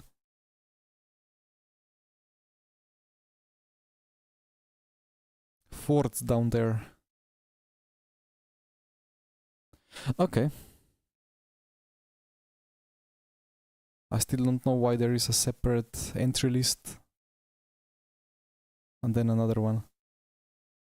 Anyway, let's join practice. And see what happens. You know, I want to take the Lexus. I have a nice Rafa Racing Club livery for Lexus. But it's not gonna be yet visible here because we kind of either messed up or I don't know something and it's just not working. Well, Arda, feel free. We want a nice Lambo external sound around us. Jamie, I was P4 overall, I think, in the end. The second of the Ferraris. But I mean, 2 rounds were compromised by game-breaking bugs. 31.9. That's doable, you know. Right, let me find a Porsche. And I need a very short break, and I will be right back.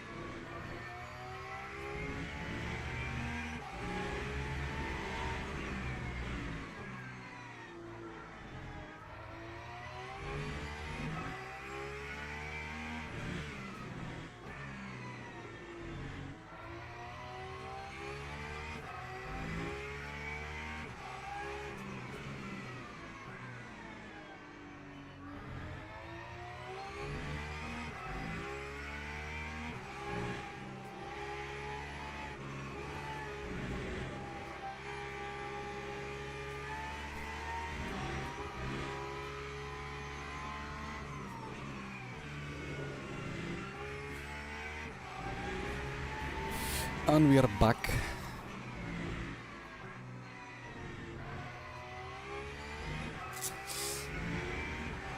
Ah, custom liveries don't work at all in online championship. Ah, I mean, for me they don't work anywhere, so I don't know why and how, but I thought they would work in the online system if it's in race control. Do they really not work in one online championship? I don't know. Great, Timo. We need more Lambos.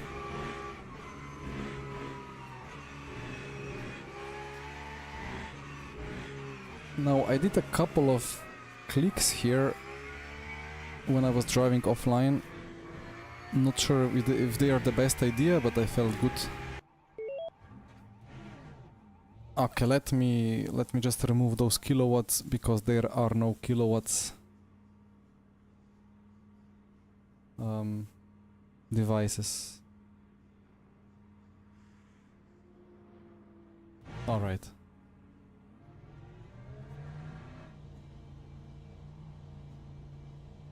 And the track is quite bright, so because camera is not fully cooperating, let me decrease the gain a little bit. Yeah, that's better.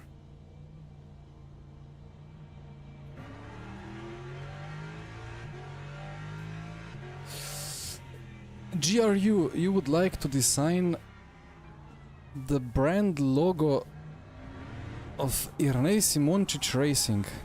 Well, that's much appreciated.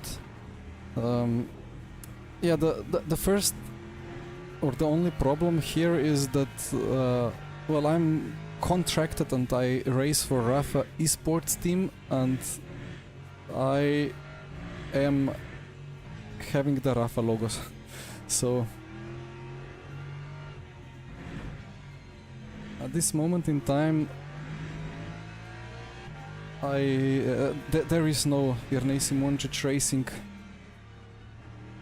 colors or logos or anything.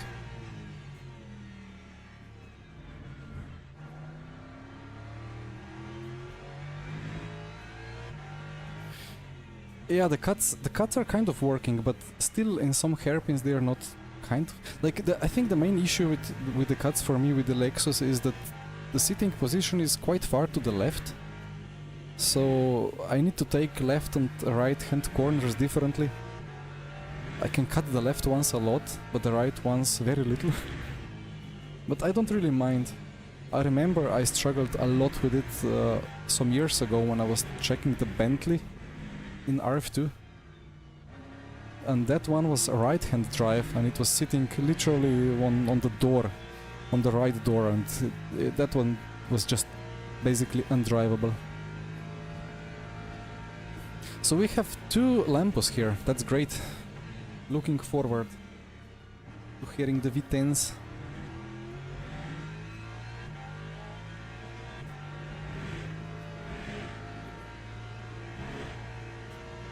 So here I can cut a lot. Here I have to be very gentle. Here I can cut a lot as well. Well, not that much. And here I can cut a lot. This one is the biggest nightmare. Like, who designed this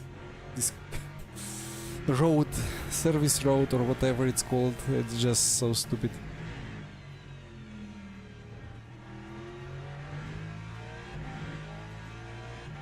Would be better to just have a straight line that shortcuts from sector 1 to sector 3.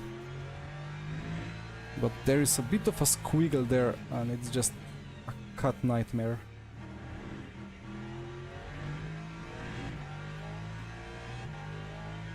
The OP Bentley, yeah, it was quite fast at some points.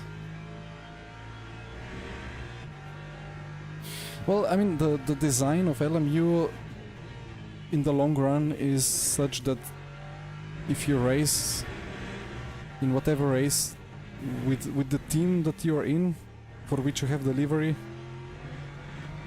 you should be able to choose the livery that you want, right? I think, or even for individual racing. I mean, I guess they want to make it so that you have the liveries anytime you want, even if you just go for a race weekend offline.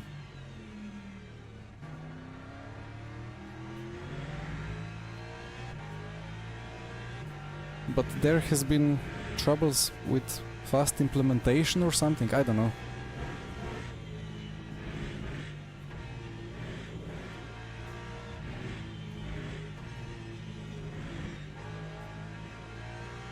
Nice.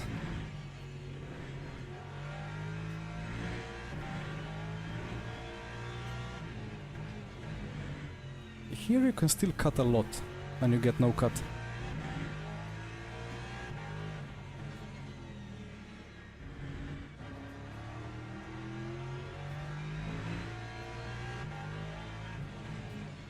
Yesterday I got a cut on the exit here, even though I was still 4 wheels within the white line. I reported the bug.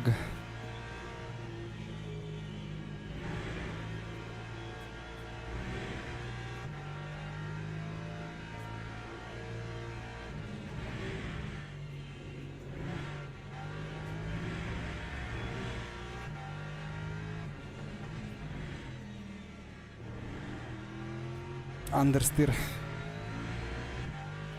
Now that would have been P1 without the cut track.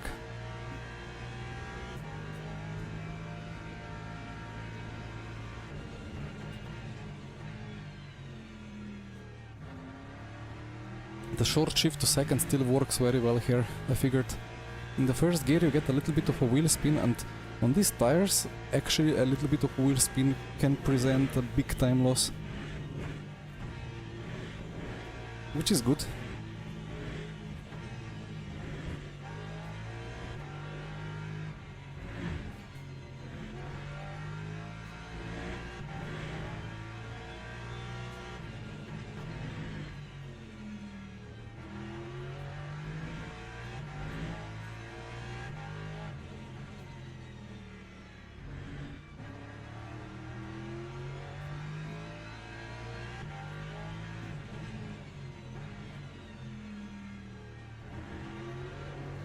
Yeah, you see, that's the pure R Factor 2 muscle memory. A bit of rear drift, not drift even, just a wheel spin. And in RF2 that just doesn't exist, it's just how the tires are. But here you get a little bit of wheel spin and you have to react to it. Which is how it should be. And finally they did it with the tire model, but now I finally have to adjust my brain to the new reality. Otherwise I will have way too many of these spins. Although I could as well increase my TC a bit more. Yeah, the cuts... well, the Imola cuts are a bit weird. And of course it depends a lot between relaxed, default and strict. It depends a lot.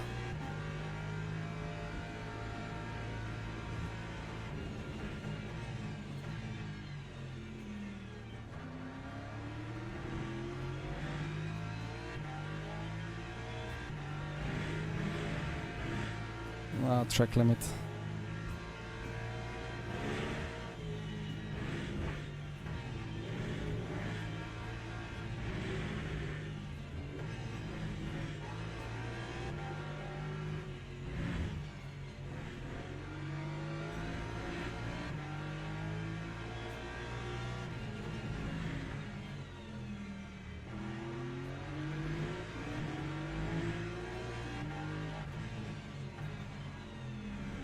Oops.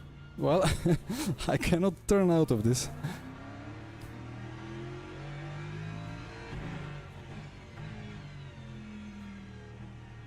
Four minutes to go. Where is the nice little widget? It used to be like here. If you're in the practice server, there was like a widget that was counting down the minute to the next race. But maybe that's not a thing for the online championships, although it would be nice to have.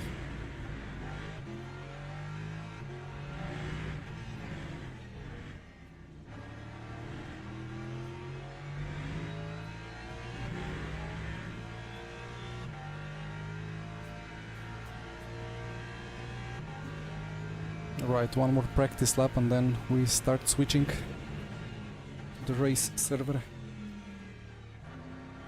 Ah, too much something. The ABS, I put it to 6, but I still lack a bit of rotation.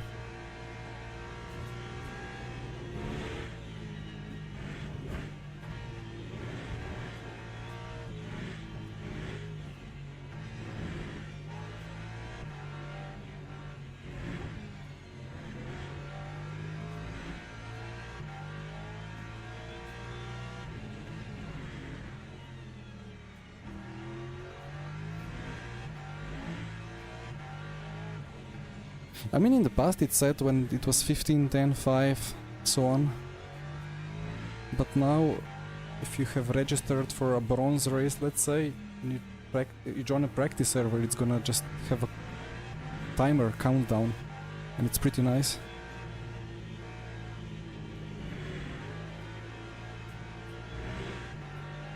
So I wish that worked here as well.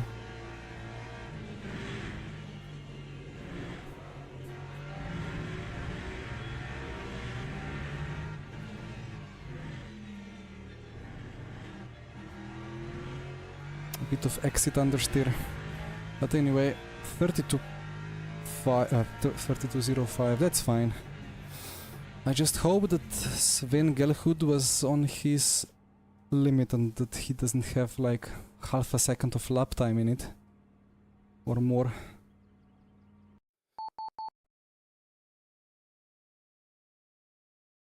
I mean, both chicanes, or all three chicanes, are a bit of a joke at Imola. I don't really know, like it's... You can cut, like you can go 2 wheels of track or even 3 wheels. And it's gonna be legal on one apex, and then on the other one you have to be on the white line. It's very inconsistent. But I think in real life it's inconsistent as well. I think Variante Alta, like the last chicane, you can cut the first apex a lot, but the second one not so much. I don't know.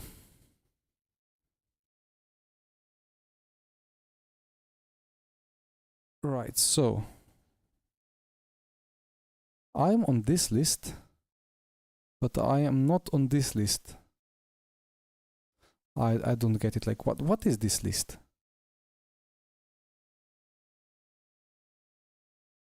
Here's 68 people, and here's 66 people.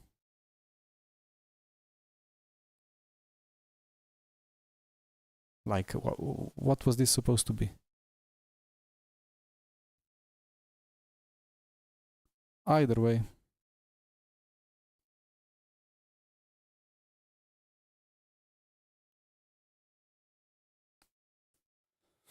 The cars really feel fine here. Like yesterday I did a couple of laps with McLaren, with Lambo and with Lexus, and all of them were a pleasant experience. On the fixed setups at least. So why am I not in the server now? Unable to join the server. Unlucky. Well, we are rejoining.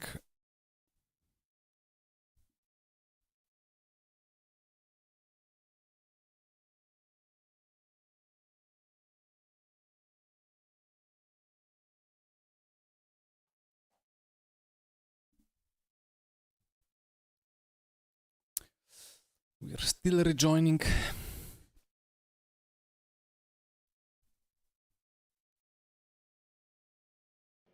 And we have rejoined. That's good. 2 splits of 34 people. So it's 10-minute quali. Is that gonna be 2 outings? I don't even know. Let's put this into 4. I think I'm gonna put this to like 48.5. ABS 6.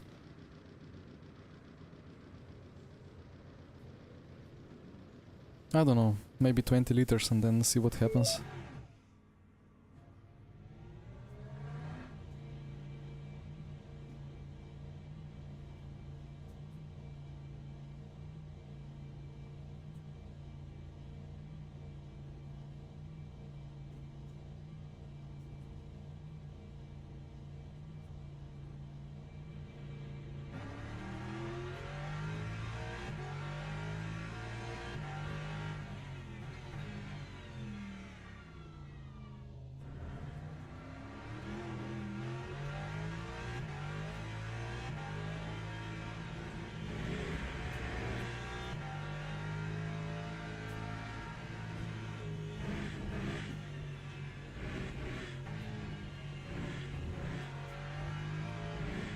Probably the way to do the quali here If it's 10 minutes, that's 6 laps. If it's 5 laps, then... No, it should be 6. But the first 2 laps are just not good. The second is still way too slow. And then you have 2 out laps. Hot lap? You just get 2 hot laps, and with this little practice I think it's better to just fuel up and keep doing laps. 45 at in Montreal, that's a lot. 45! That's crazy. Yeah, I mean I have like 30 for sure here in the room. 31, 32. That's manageable. But if I had 40 outside, then I don't know, like I would have to open the door and keep the AC cooling me. But then the issue is that the toddler would be running around, as I said before, turning off the PC and so on, and it's just not a viable option. Need to have the door closed and the window opened.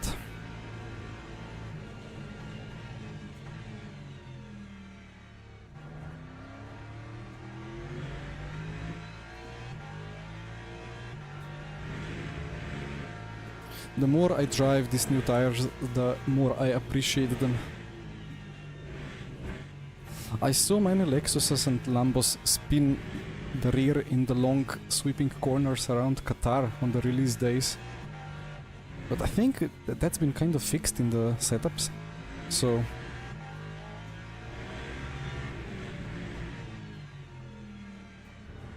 here at Kota National, like the car just feels really good.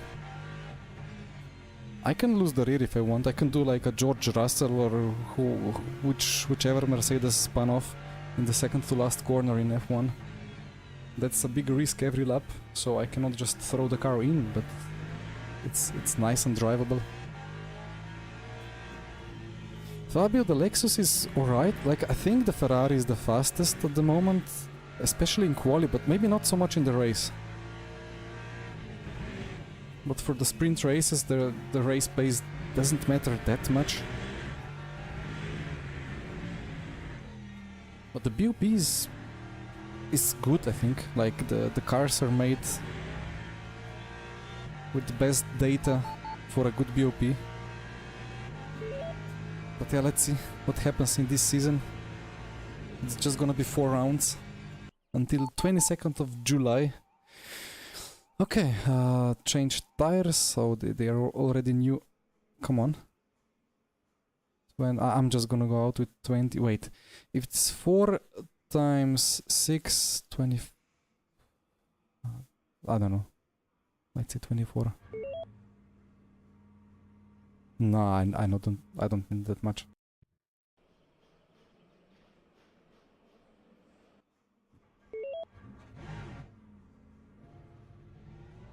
That's still too much fuel, but anyway, I just drive. And we got 2 new tires. So 2 of the tires that I have currently on the car, I can bin them, but the other 2 I cannot bin. So actually, indeed, the 2 hot lap approach for quali is just not gonna work, because there is no 2 sets of tires. So I will just slowly and gently bring the tires up to temp and then have 2 free push laps. Well, hopefully free.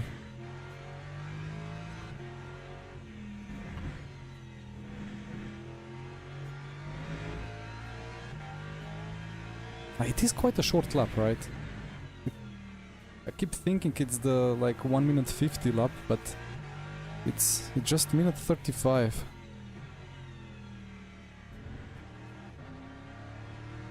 So I didn't really overfuel that much.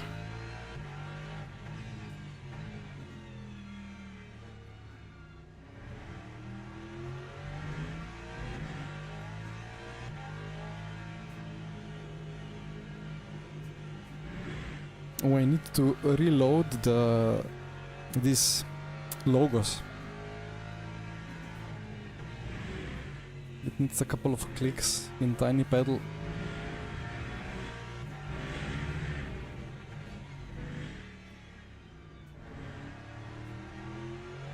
Right, one more very gentle lap. The tire wear is quite high anyway. I wonder which two new tires to take. I mean, I suppose it is the right side. Or is it two rears? Either two rears or both right side.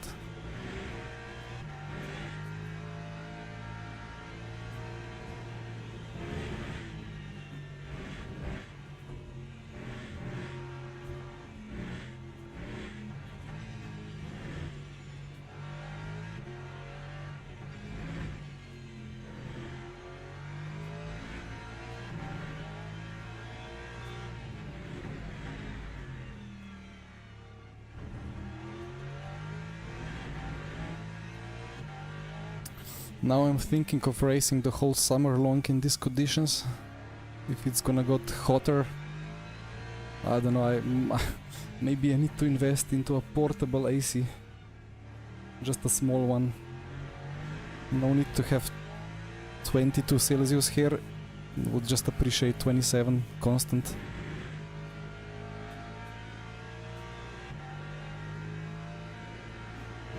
Okay then. Leiden opens up with 31.5.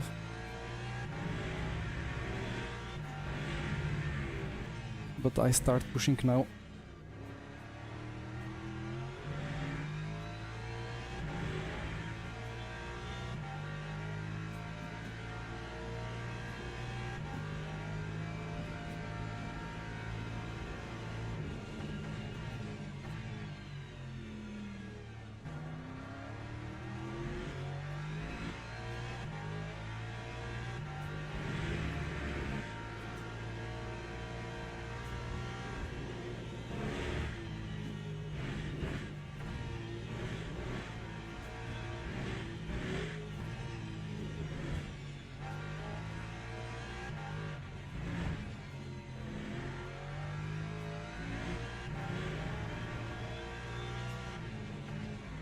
There is gonna be a green cut warning every lap if I do it correctly, which is a bit stupid, but it's how it is.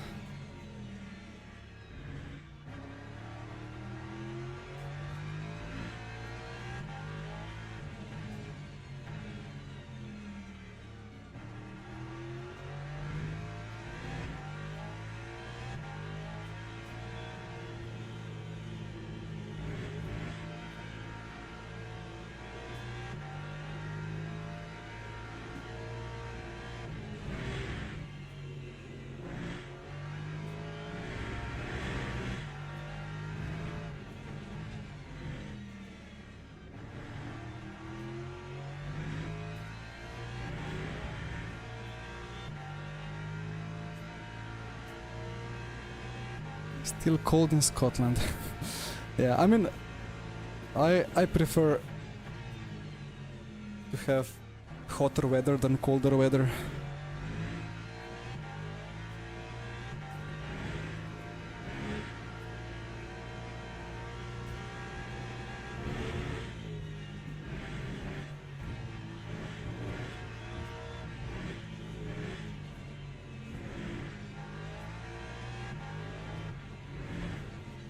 Ah, the rear took its own way.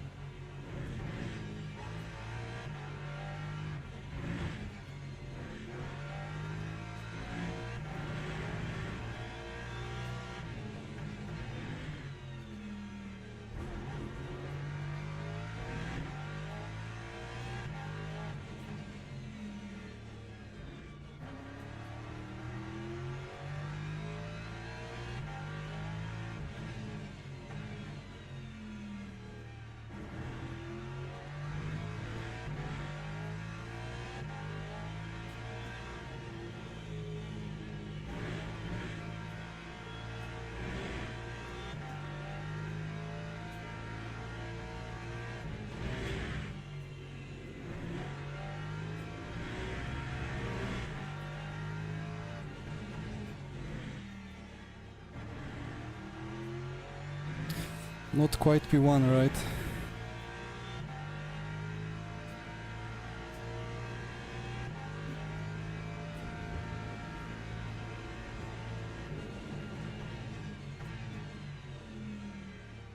I don't want to burn the tires too much. We'll need 2 of them for the race.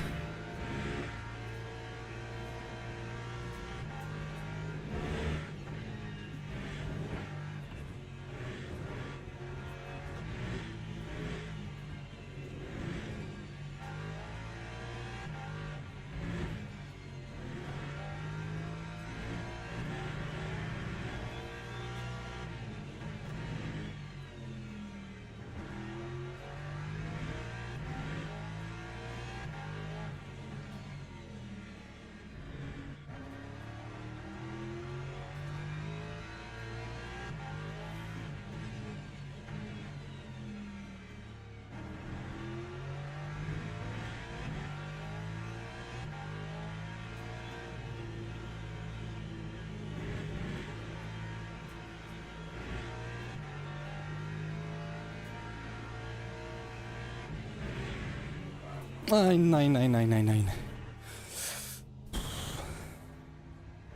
Well, I have 1 lap more fuel, so...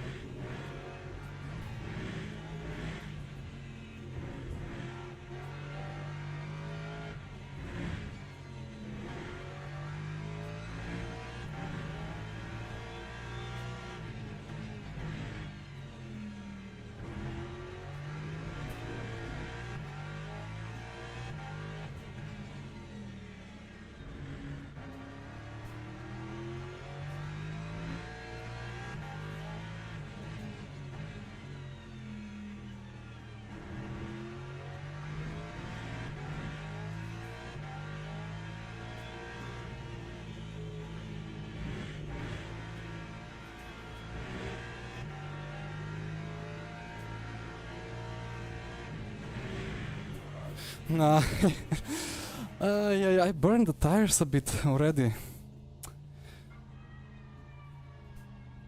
I think I took too long to get up to pace.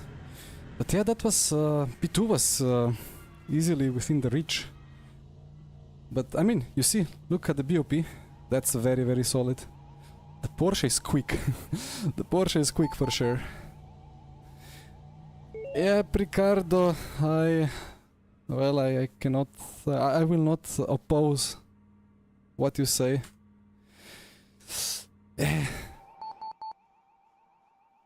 I need to unlearn the RF2 instincts, really. Because I need to go faster, so I just carry more speed, but that's not how this works. Okay, so 45-minute race.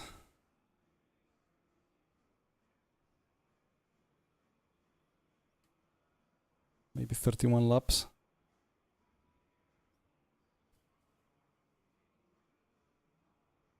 Gonna take 32 just in case.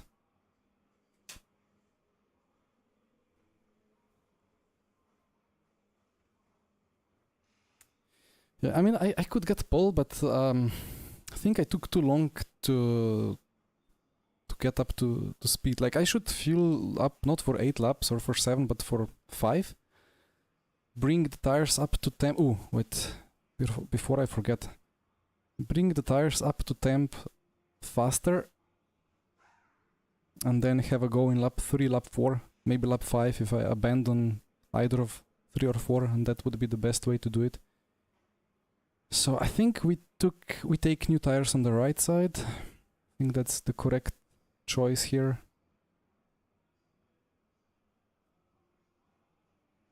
Also, one more thing. Where are your brakes? I'm gonna take one right click less of them. Fuel ratio is 1. I think that's kind of correct.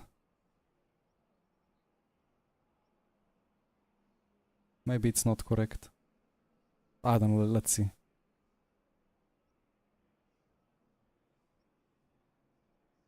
If I have too much fuel, then I have too much fuel. And I see everybody else decrease the fuel ratio, I decrease the virtual energy. Doesn't make any difference anyway. Huh? Why is my front left new? I mean, I'm happy to have a new front left as well, but there were only 2 new tires available. So, I don't know. I will maybe have a bit more rotation into the right side corners.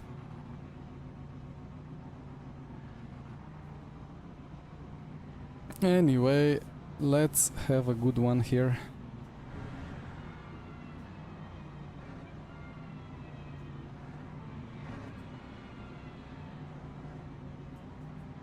Yeah, RF2 or air factor blessings, although with LMU knowledge I hope that will not make me slide the rear even more.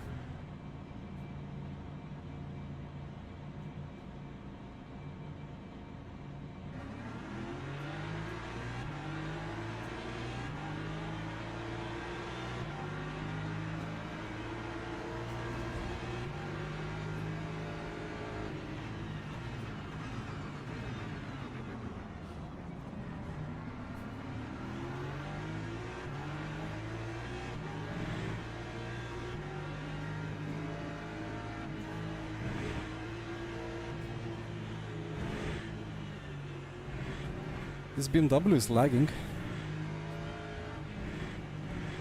a lot.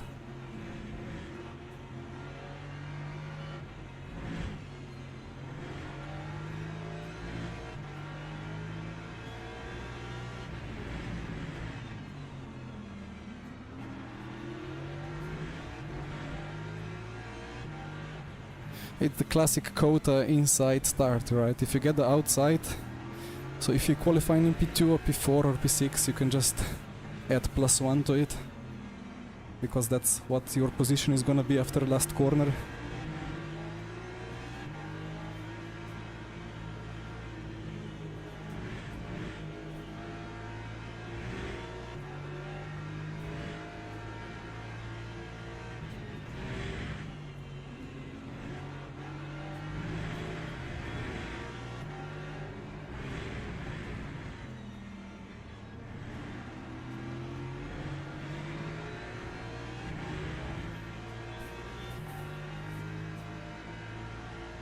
It makes no sense that there are no Ferraris, there should be Ferraris. But indeed, nobody took it.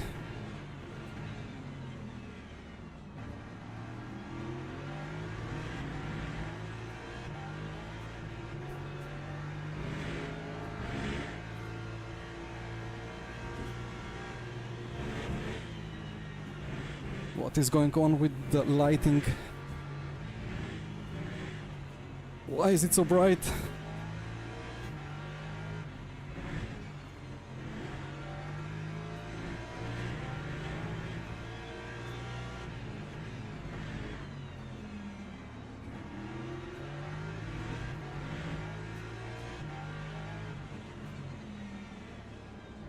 Now let's see what happens with the Porsche.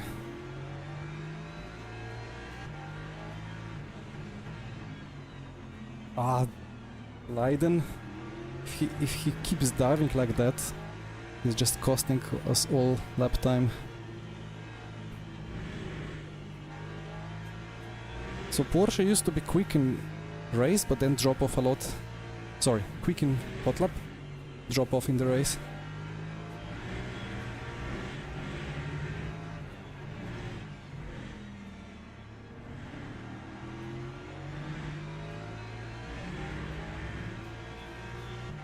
Daniele, indeed.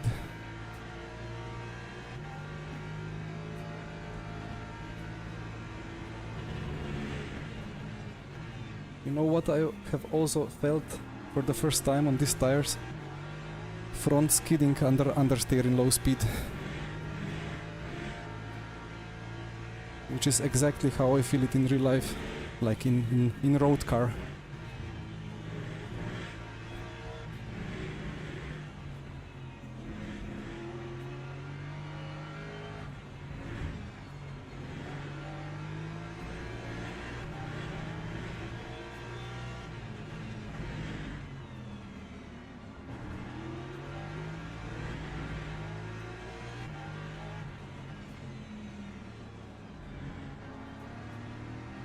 Well, the Porsche is not pulling away.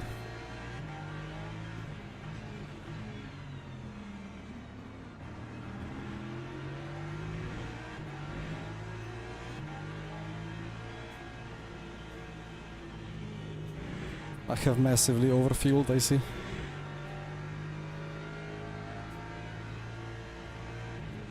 I need to stop trusting the in-game. It's never correct. I mean, many times it is, but sometimes it's just completely off. So I have BOP'd myself pretty hard. Maybe maybe to 10.5, I don't know.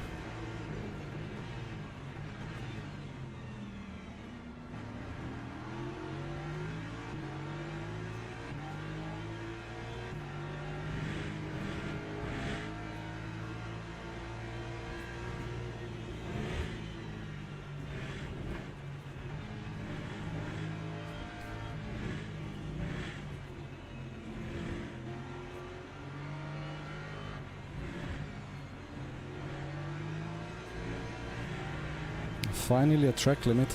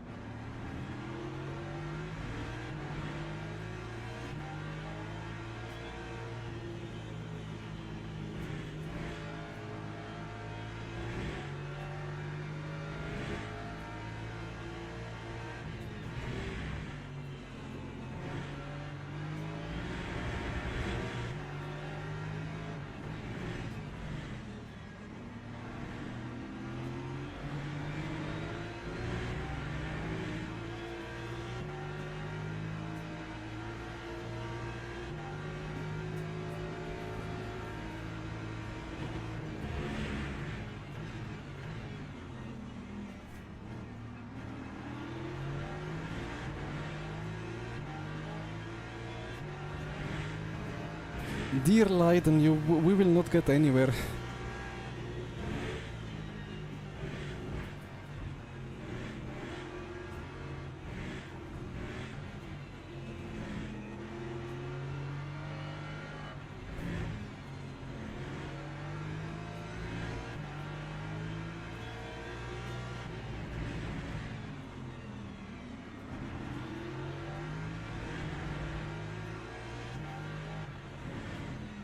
Would like to mount an attack for P3, but it's just constant defending from behind as well.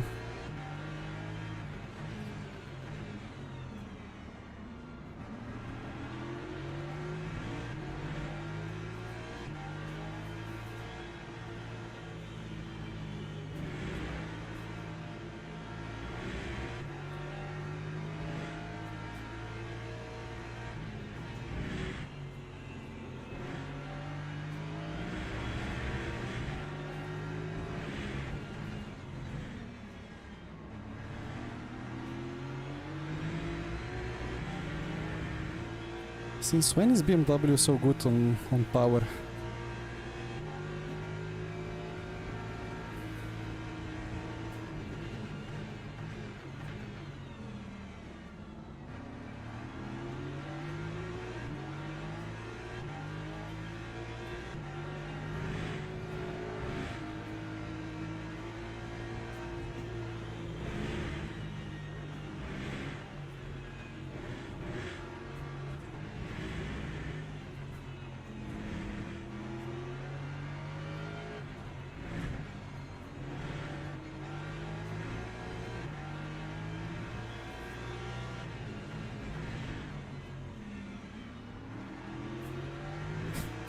Maybe he's defending from Sven as well.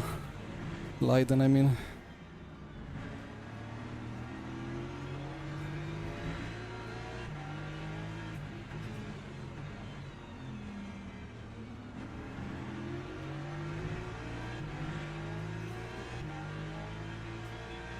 Hi Farane, this is Kota National.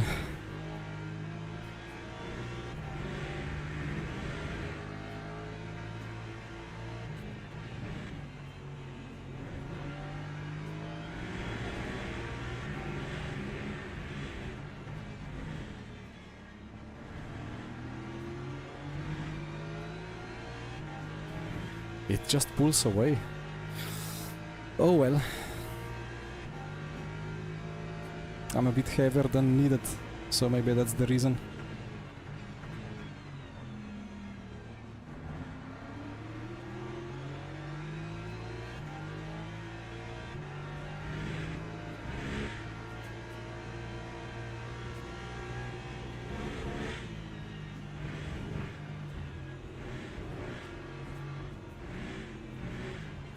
That lagging is throwing me off.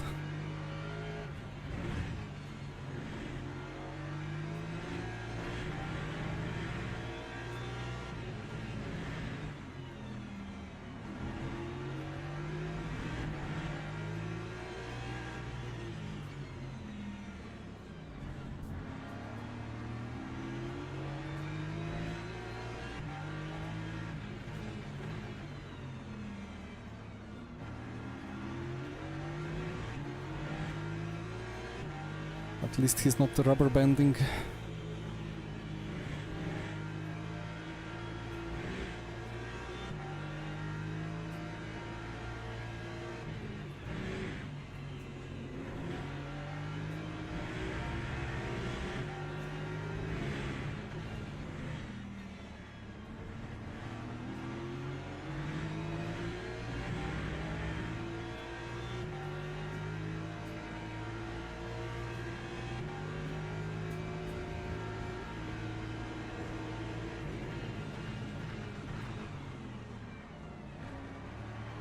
Thank you.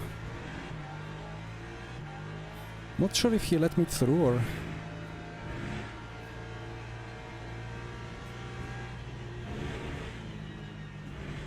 Wasn't even a surprise move.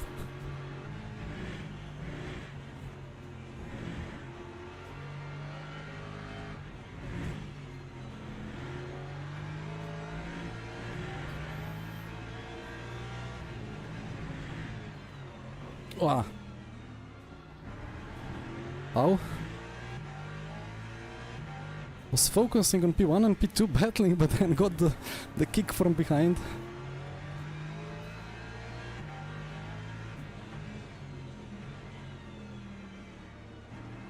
So Lambo takes the lead.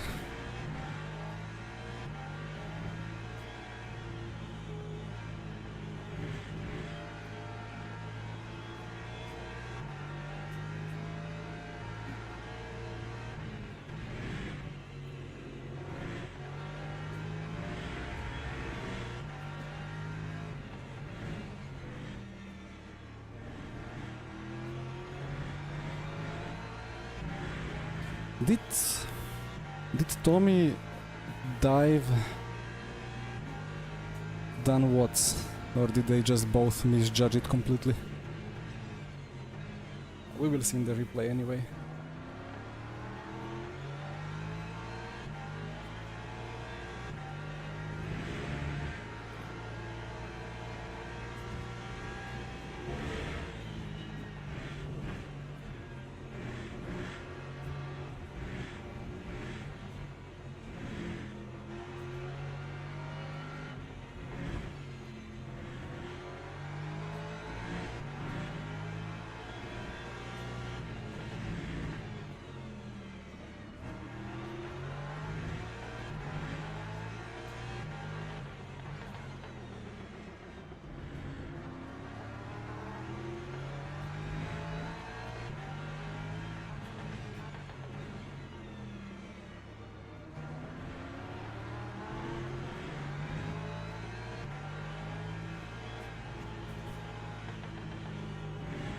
Normally in these situations in R Factor 2 it would be just full focus on the battle and just feel what the car is doing, fully trusted that it's gonna catch all these slides.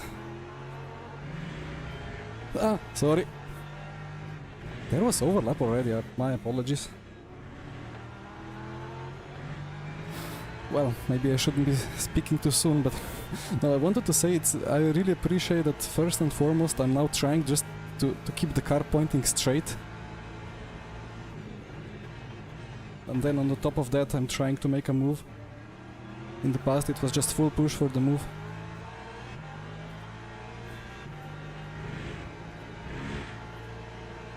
So really, really good new tires once again.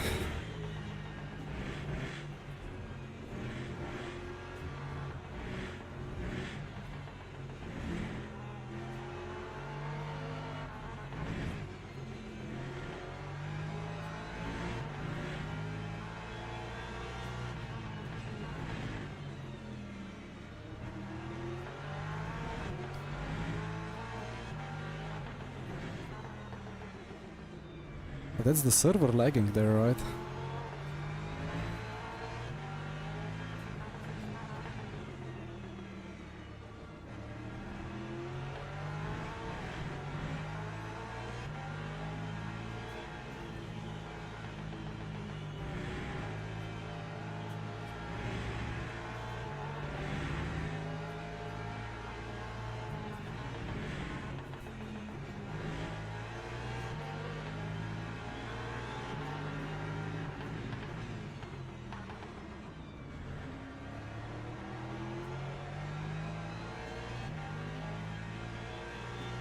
So Porsche is then back to normal, good in quali, bad in race.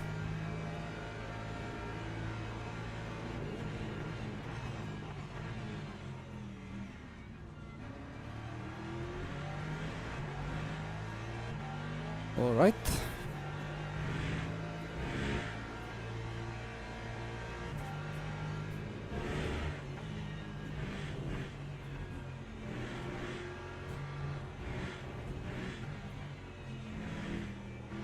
Dear Lamborghini, wait for us.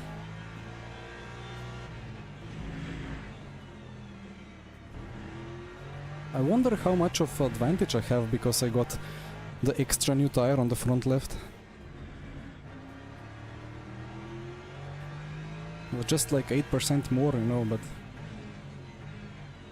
there is some extra grip for sure.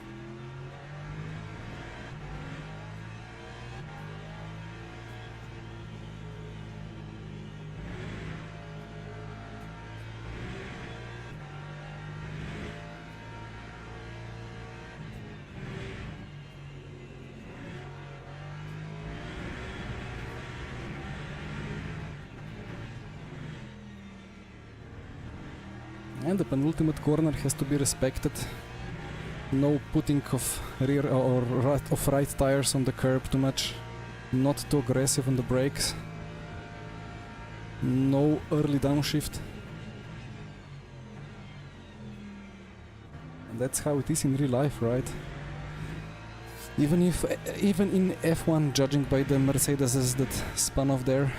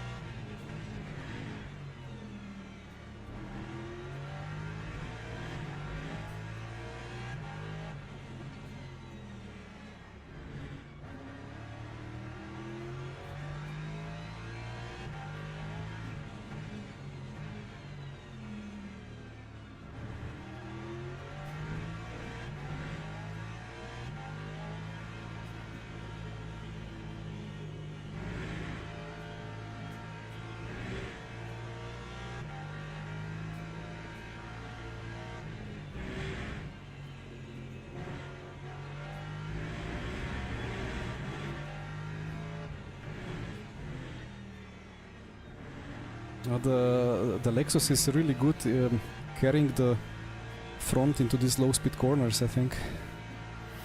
Yeah, we have some pace.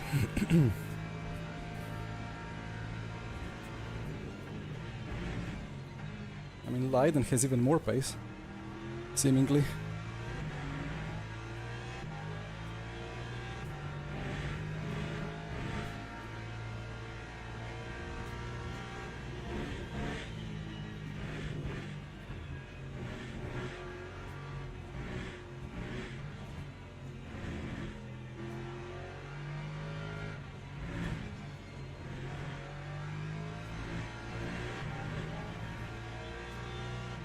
I mean, that section is quite fun if you forget about the track limits.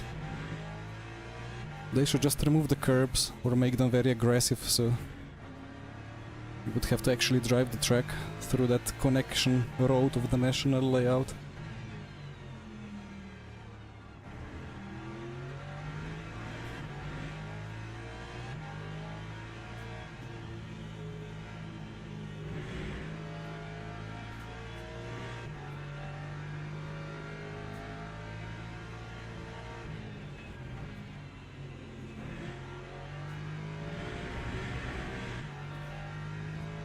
Timothy is struggling, I see, and I'm wondering why and how, because if he doesn't have a snap, he's sort of fast, but supposedly they also wanted to achieve the same behavior as you see in real life from GT3 tires sometimes, especially if it's a hot track. You have to really underdrive. Why do I have third gear? You have to really underdrive the car, like no sliding, no over pushing, because you just lose so much of grip because of the deg. And here we are pushing relatively hard, you know. So I don't know to what extent we are allowed to do this, but I mean, as you see, the wear is quite high. I don't know if they're mostly single stinting these tires anyway. If they are, then alright.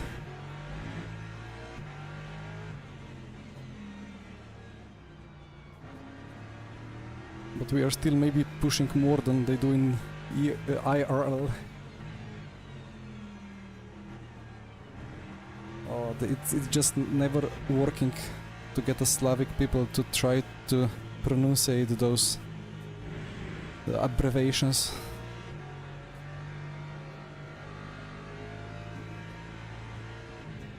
IRL, is that the correct one?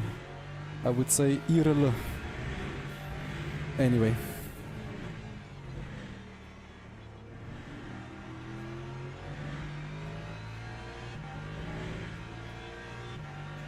The Leiden will catch us at some point, I think.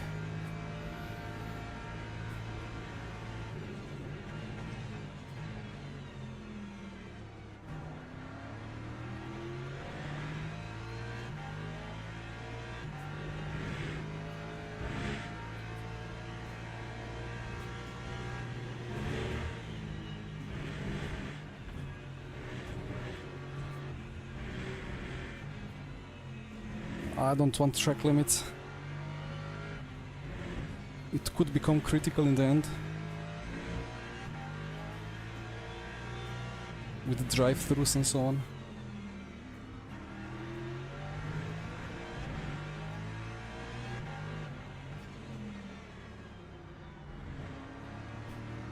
If the McLaren is anything like in the R Factor 2, then Sven will be just quicker and quicker.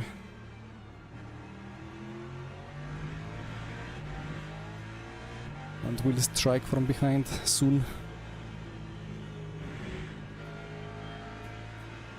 As he misses the apex.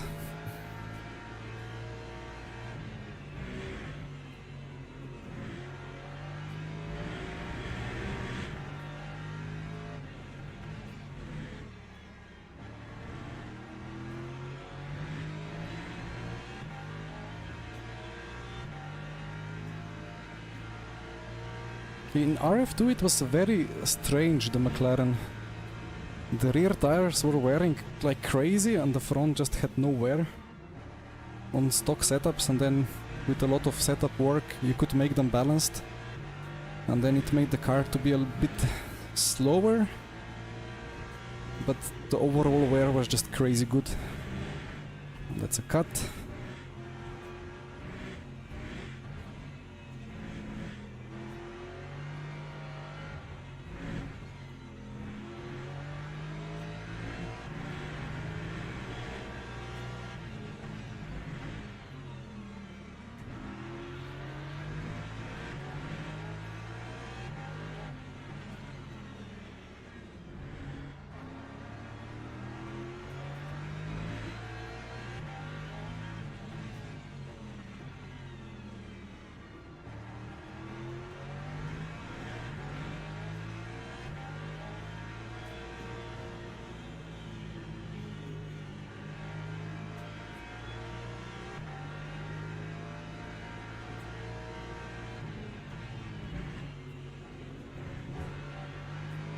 This server is broken, I don't know. All the cars ahead are just randomly jumping.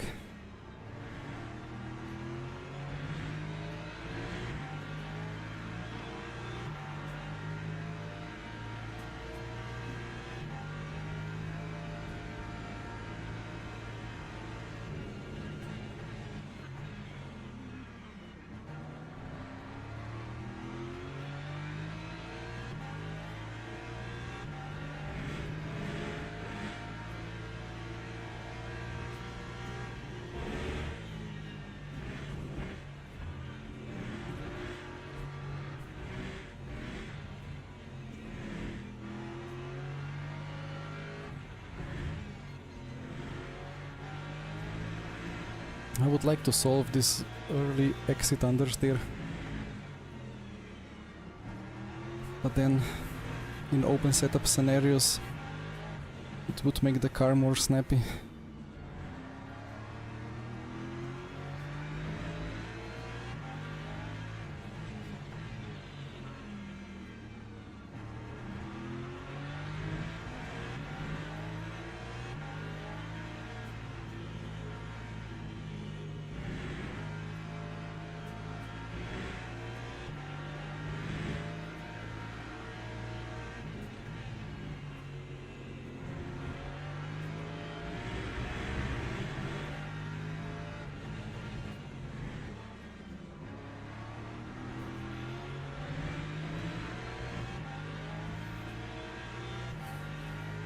Ah, track limit. What? Okay.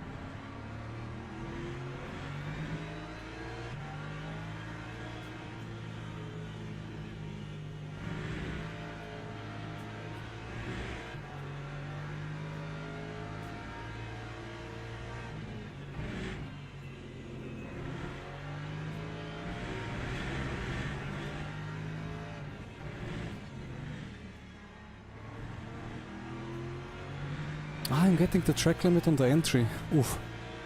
Ah, that's too close for comfort now. 12 to go.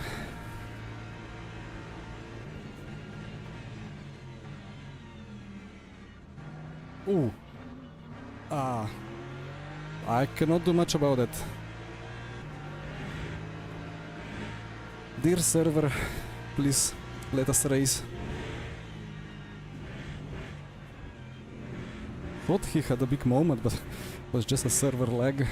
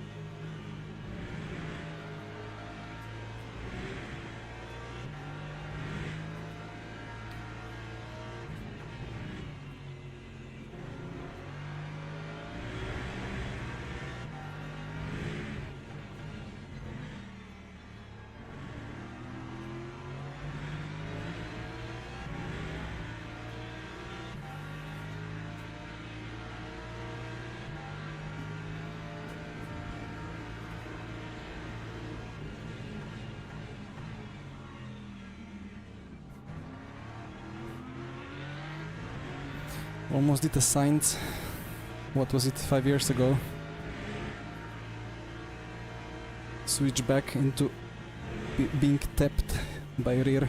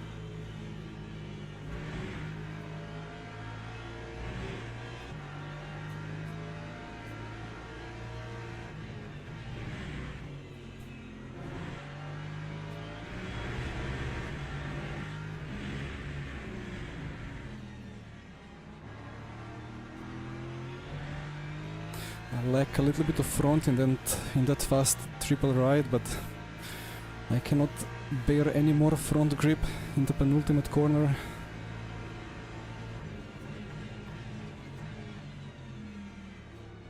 Erzan with drive-through.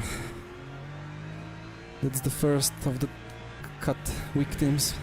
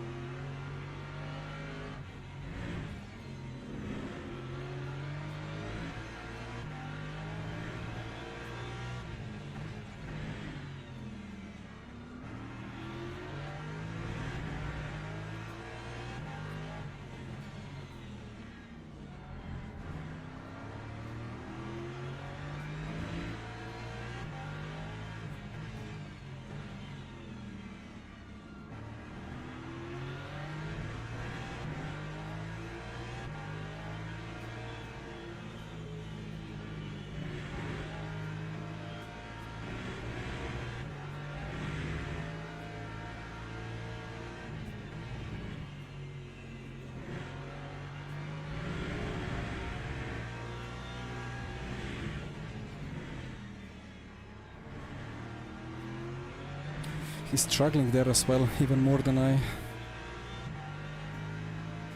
He's sliding on our rear already, he is.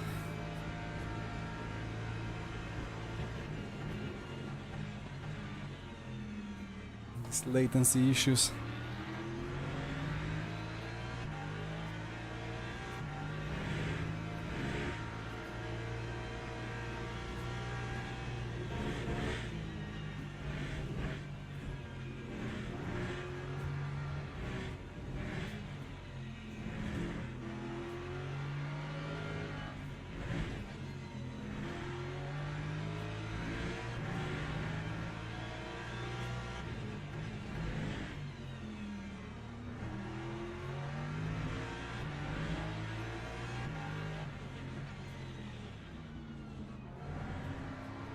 You need to be careful not to carry too much speed into apex, because he's taking a lot lower speeds.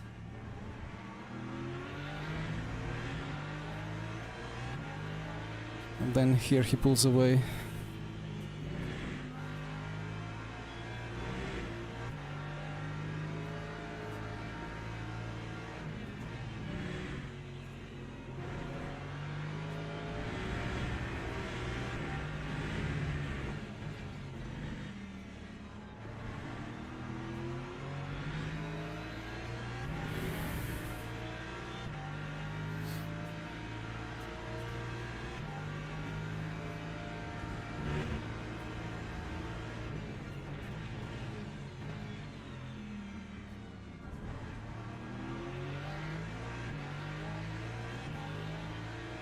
Not sure where to make the move.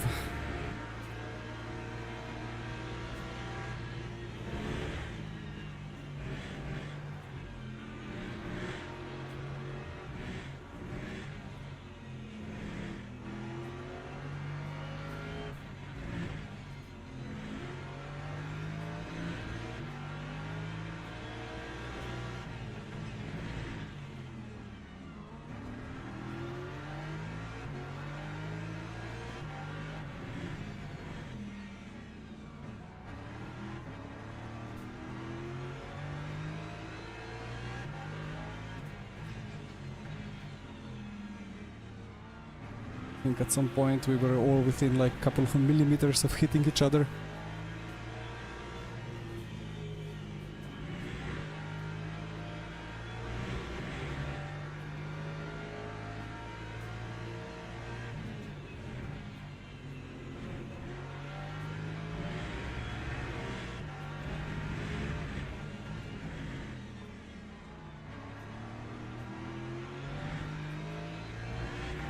Seven laps.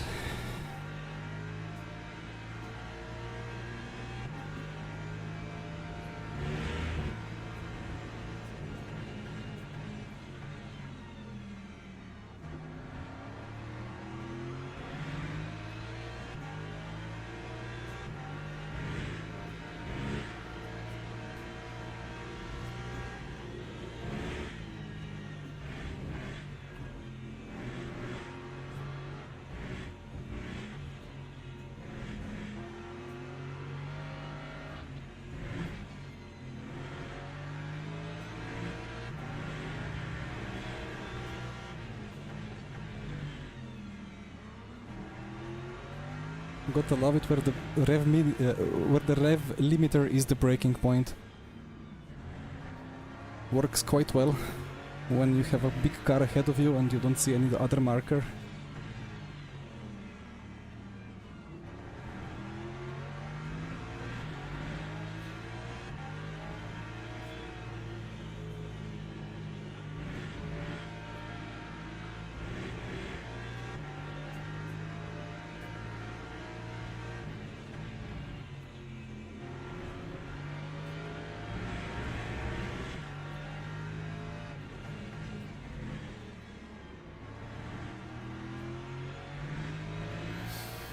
Here comes Leiden.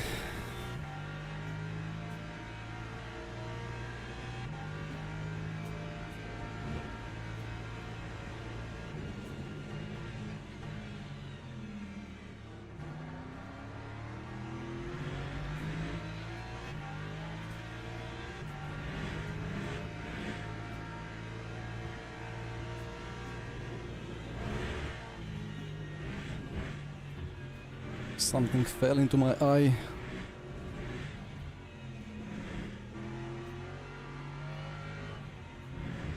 All good.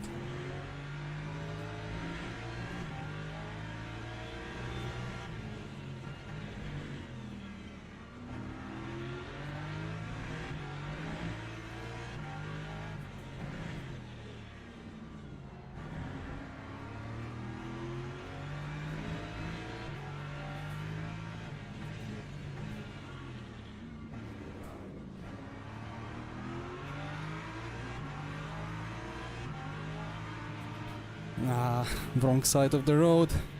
Here comes Leiden. Runs out of the grip. That wasn't great. But I need to put pressure.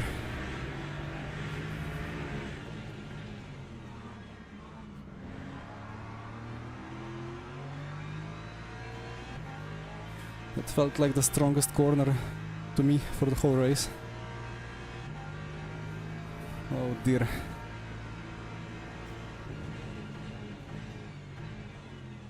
Park the car.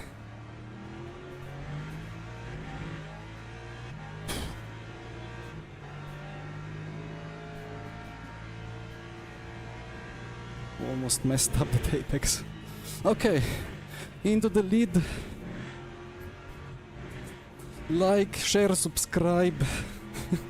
I don't know, can I keep this first place?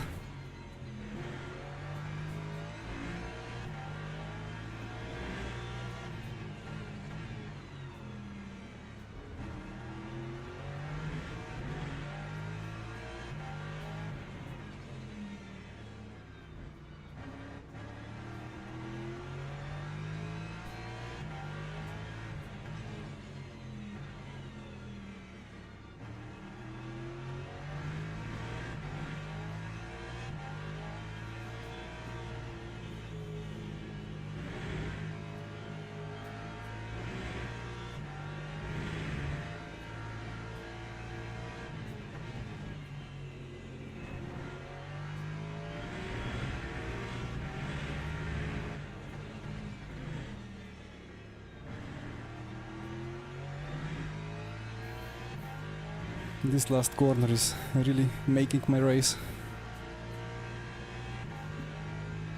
4 to go.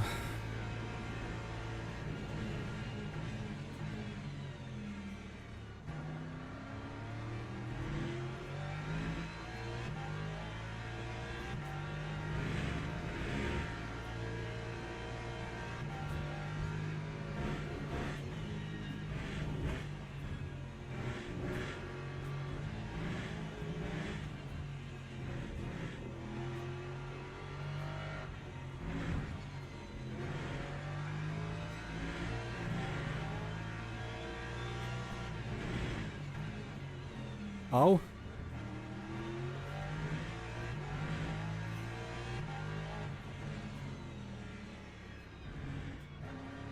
He's so late on the brakes.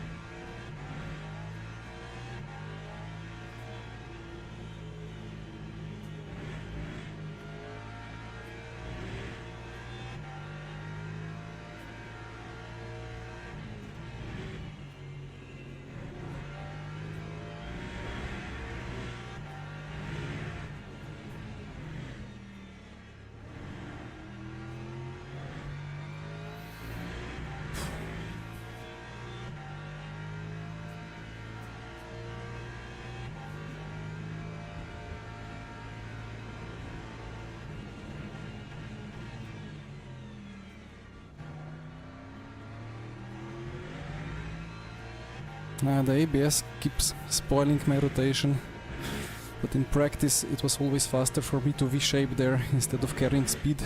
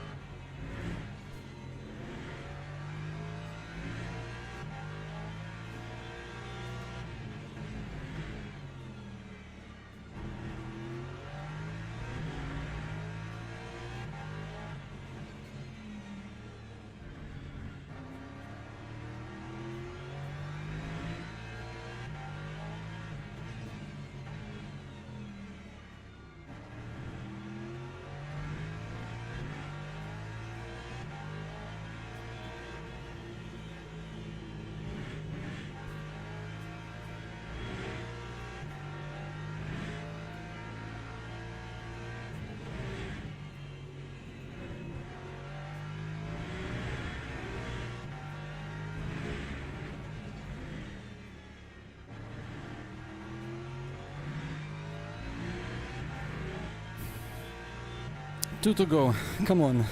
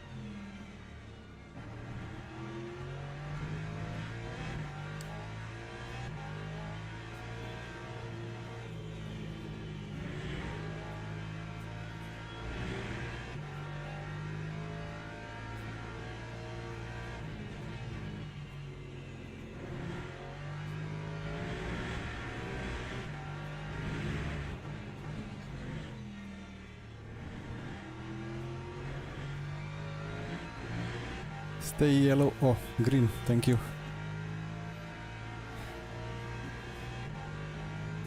Dive bump incoming, right?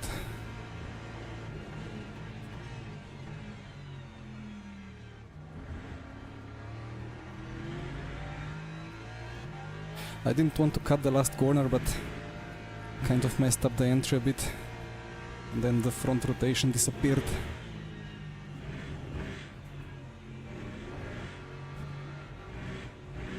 The game said that it wasn't a cut, so...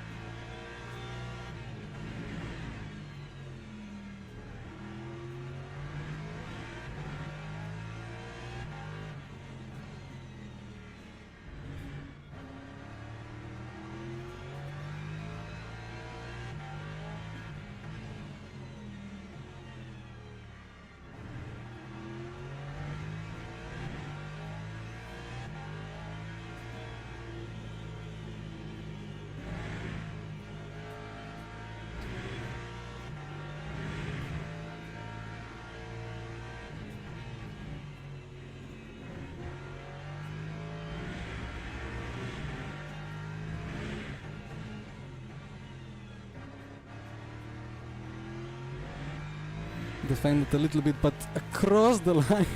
Yes! Ah, that was a brilliant race. Come on. Ooh. So I ended up with 18 liters still remaining, so let's say that's 10, 11, 12 kilograms. Maybe that's 10.5 on a shorter track, and that maybe just about offsets the gain that I got from bugged new front left. So I guess it was all in all fair. Thank you guys for the GGs. I hope you enjoyed that one. I didn't even have time to read the chat. It's just such a great race, you know, like this new tire model really like it really transformed the racing. Because before it was just full push, get a bit sideways, no problem, touch a little bit with the car, it's gonna be all fine, just keep pushing, keep sliding. Now you really first need to account for your own stability when you're battling. And that just changes everything, and when you see the car ahead sliding a bit, struggling, you try to profit from that, but then you have your own problems in other places, and yeah, it's great. And the handling and the feeling of these tires, I mean, you saw that I was still using the rear to rotate a bit, but all within the limits. Open the in-game chat.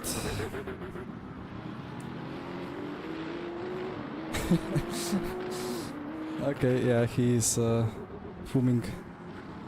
The Ernie car was lagging everywhere for me, so everyone was lagging, yeah. Was it me lagging? No, it was just server, right? Yeah, anyway, let's quickly see some of the moves.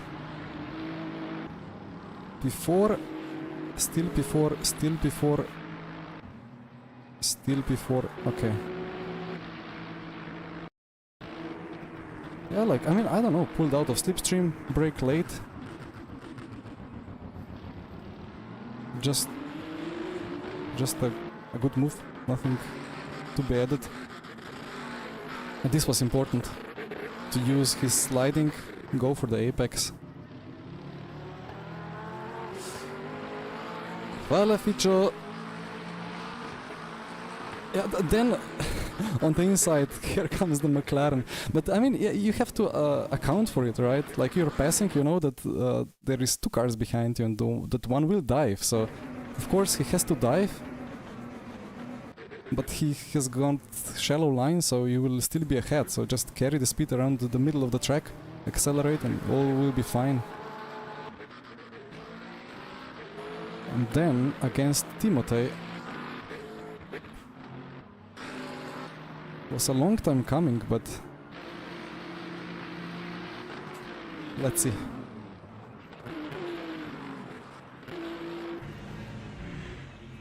He had a bit of a moment, right? Nice catch. And then I was like, he's every lap braking very early, let's just go for it, whatever. Surprise! That was kind of close, right? Not that close. Ooh, nice 4-wheel drift. He was pushing for it. But he costed himself maybe half a meter by that drift. And then, yeah, I didn't want another 3 wide where I was in the middle of the track, so this was as good as I could have done it, I think.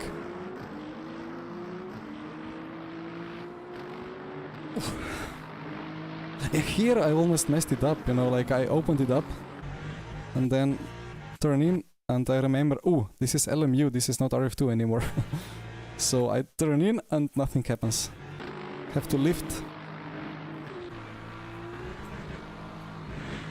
But I was on the advantageous side of the track. Had to defend again. And that was it, right? Yeah.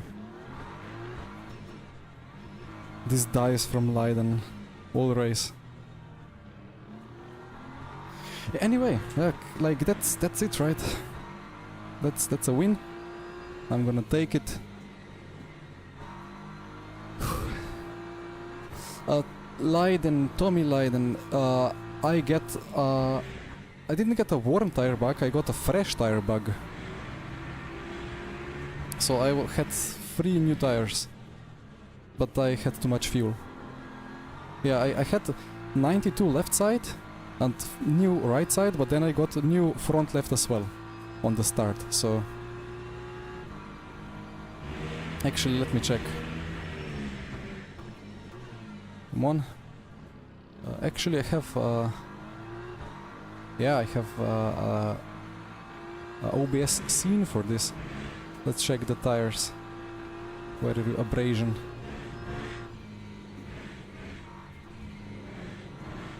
Let me scale it.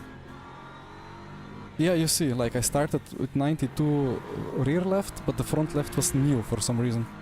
And I ended up with this value, so 68, 70, 66, 60, or 59.9. But I was trying to save the tires quite a bit.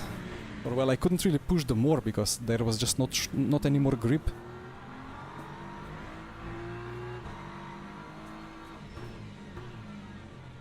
You took new fronts, that's a BMW thing, right?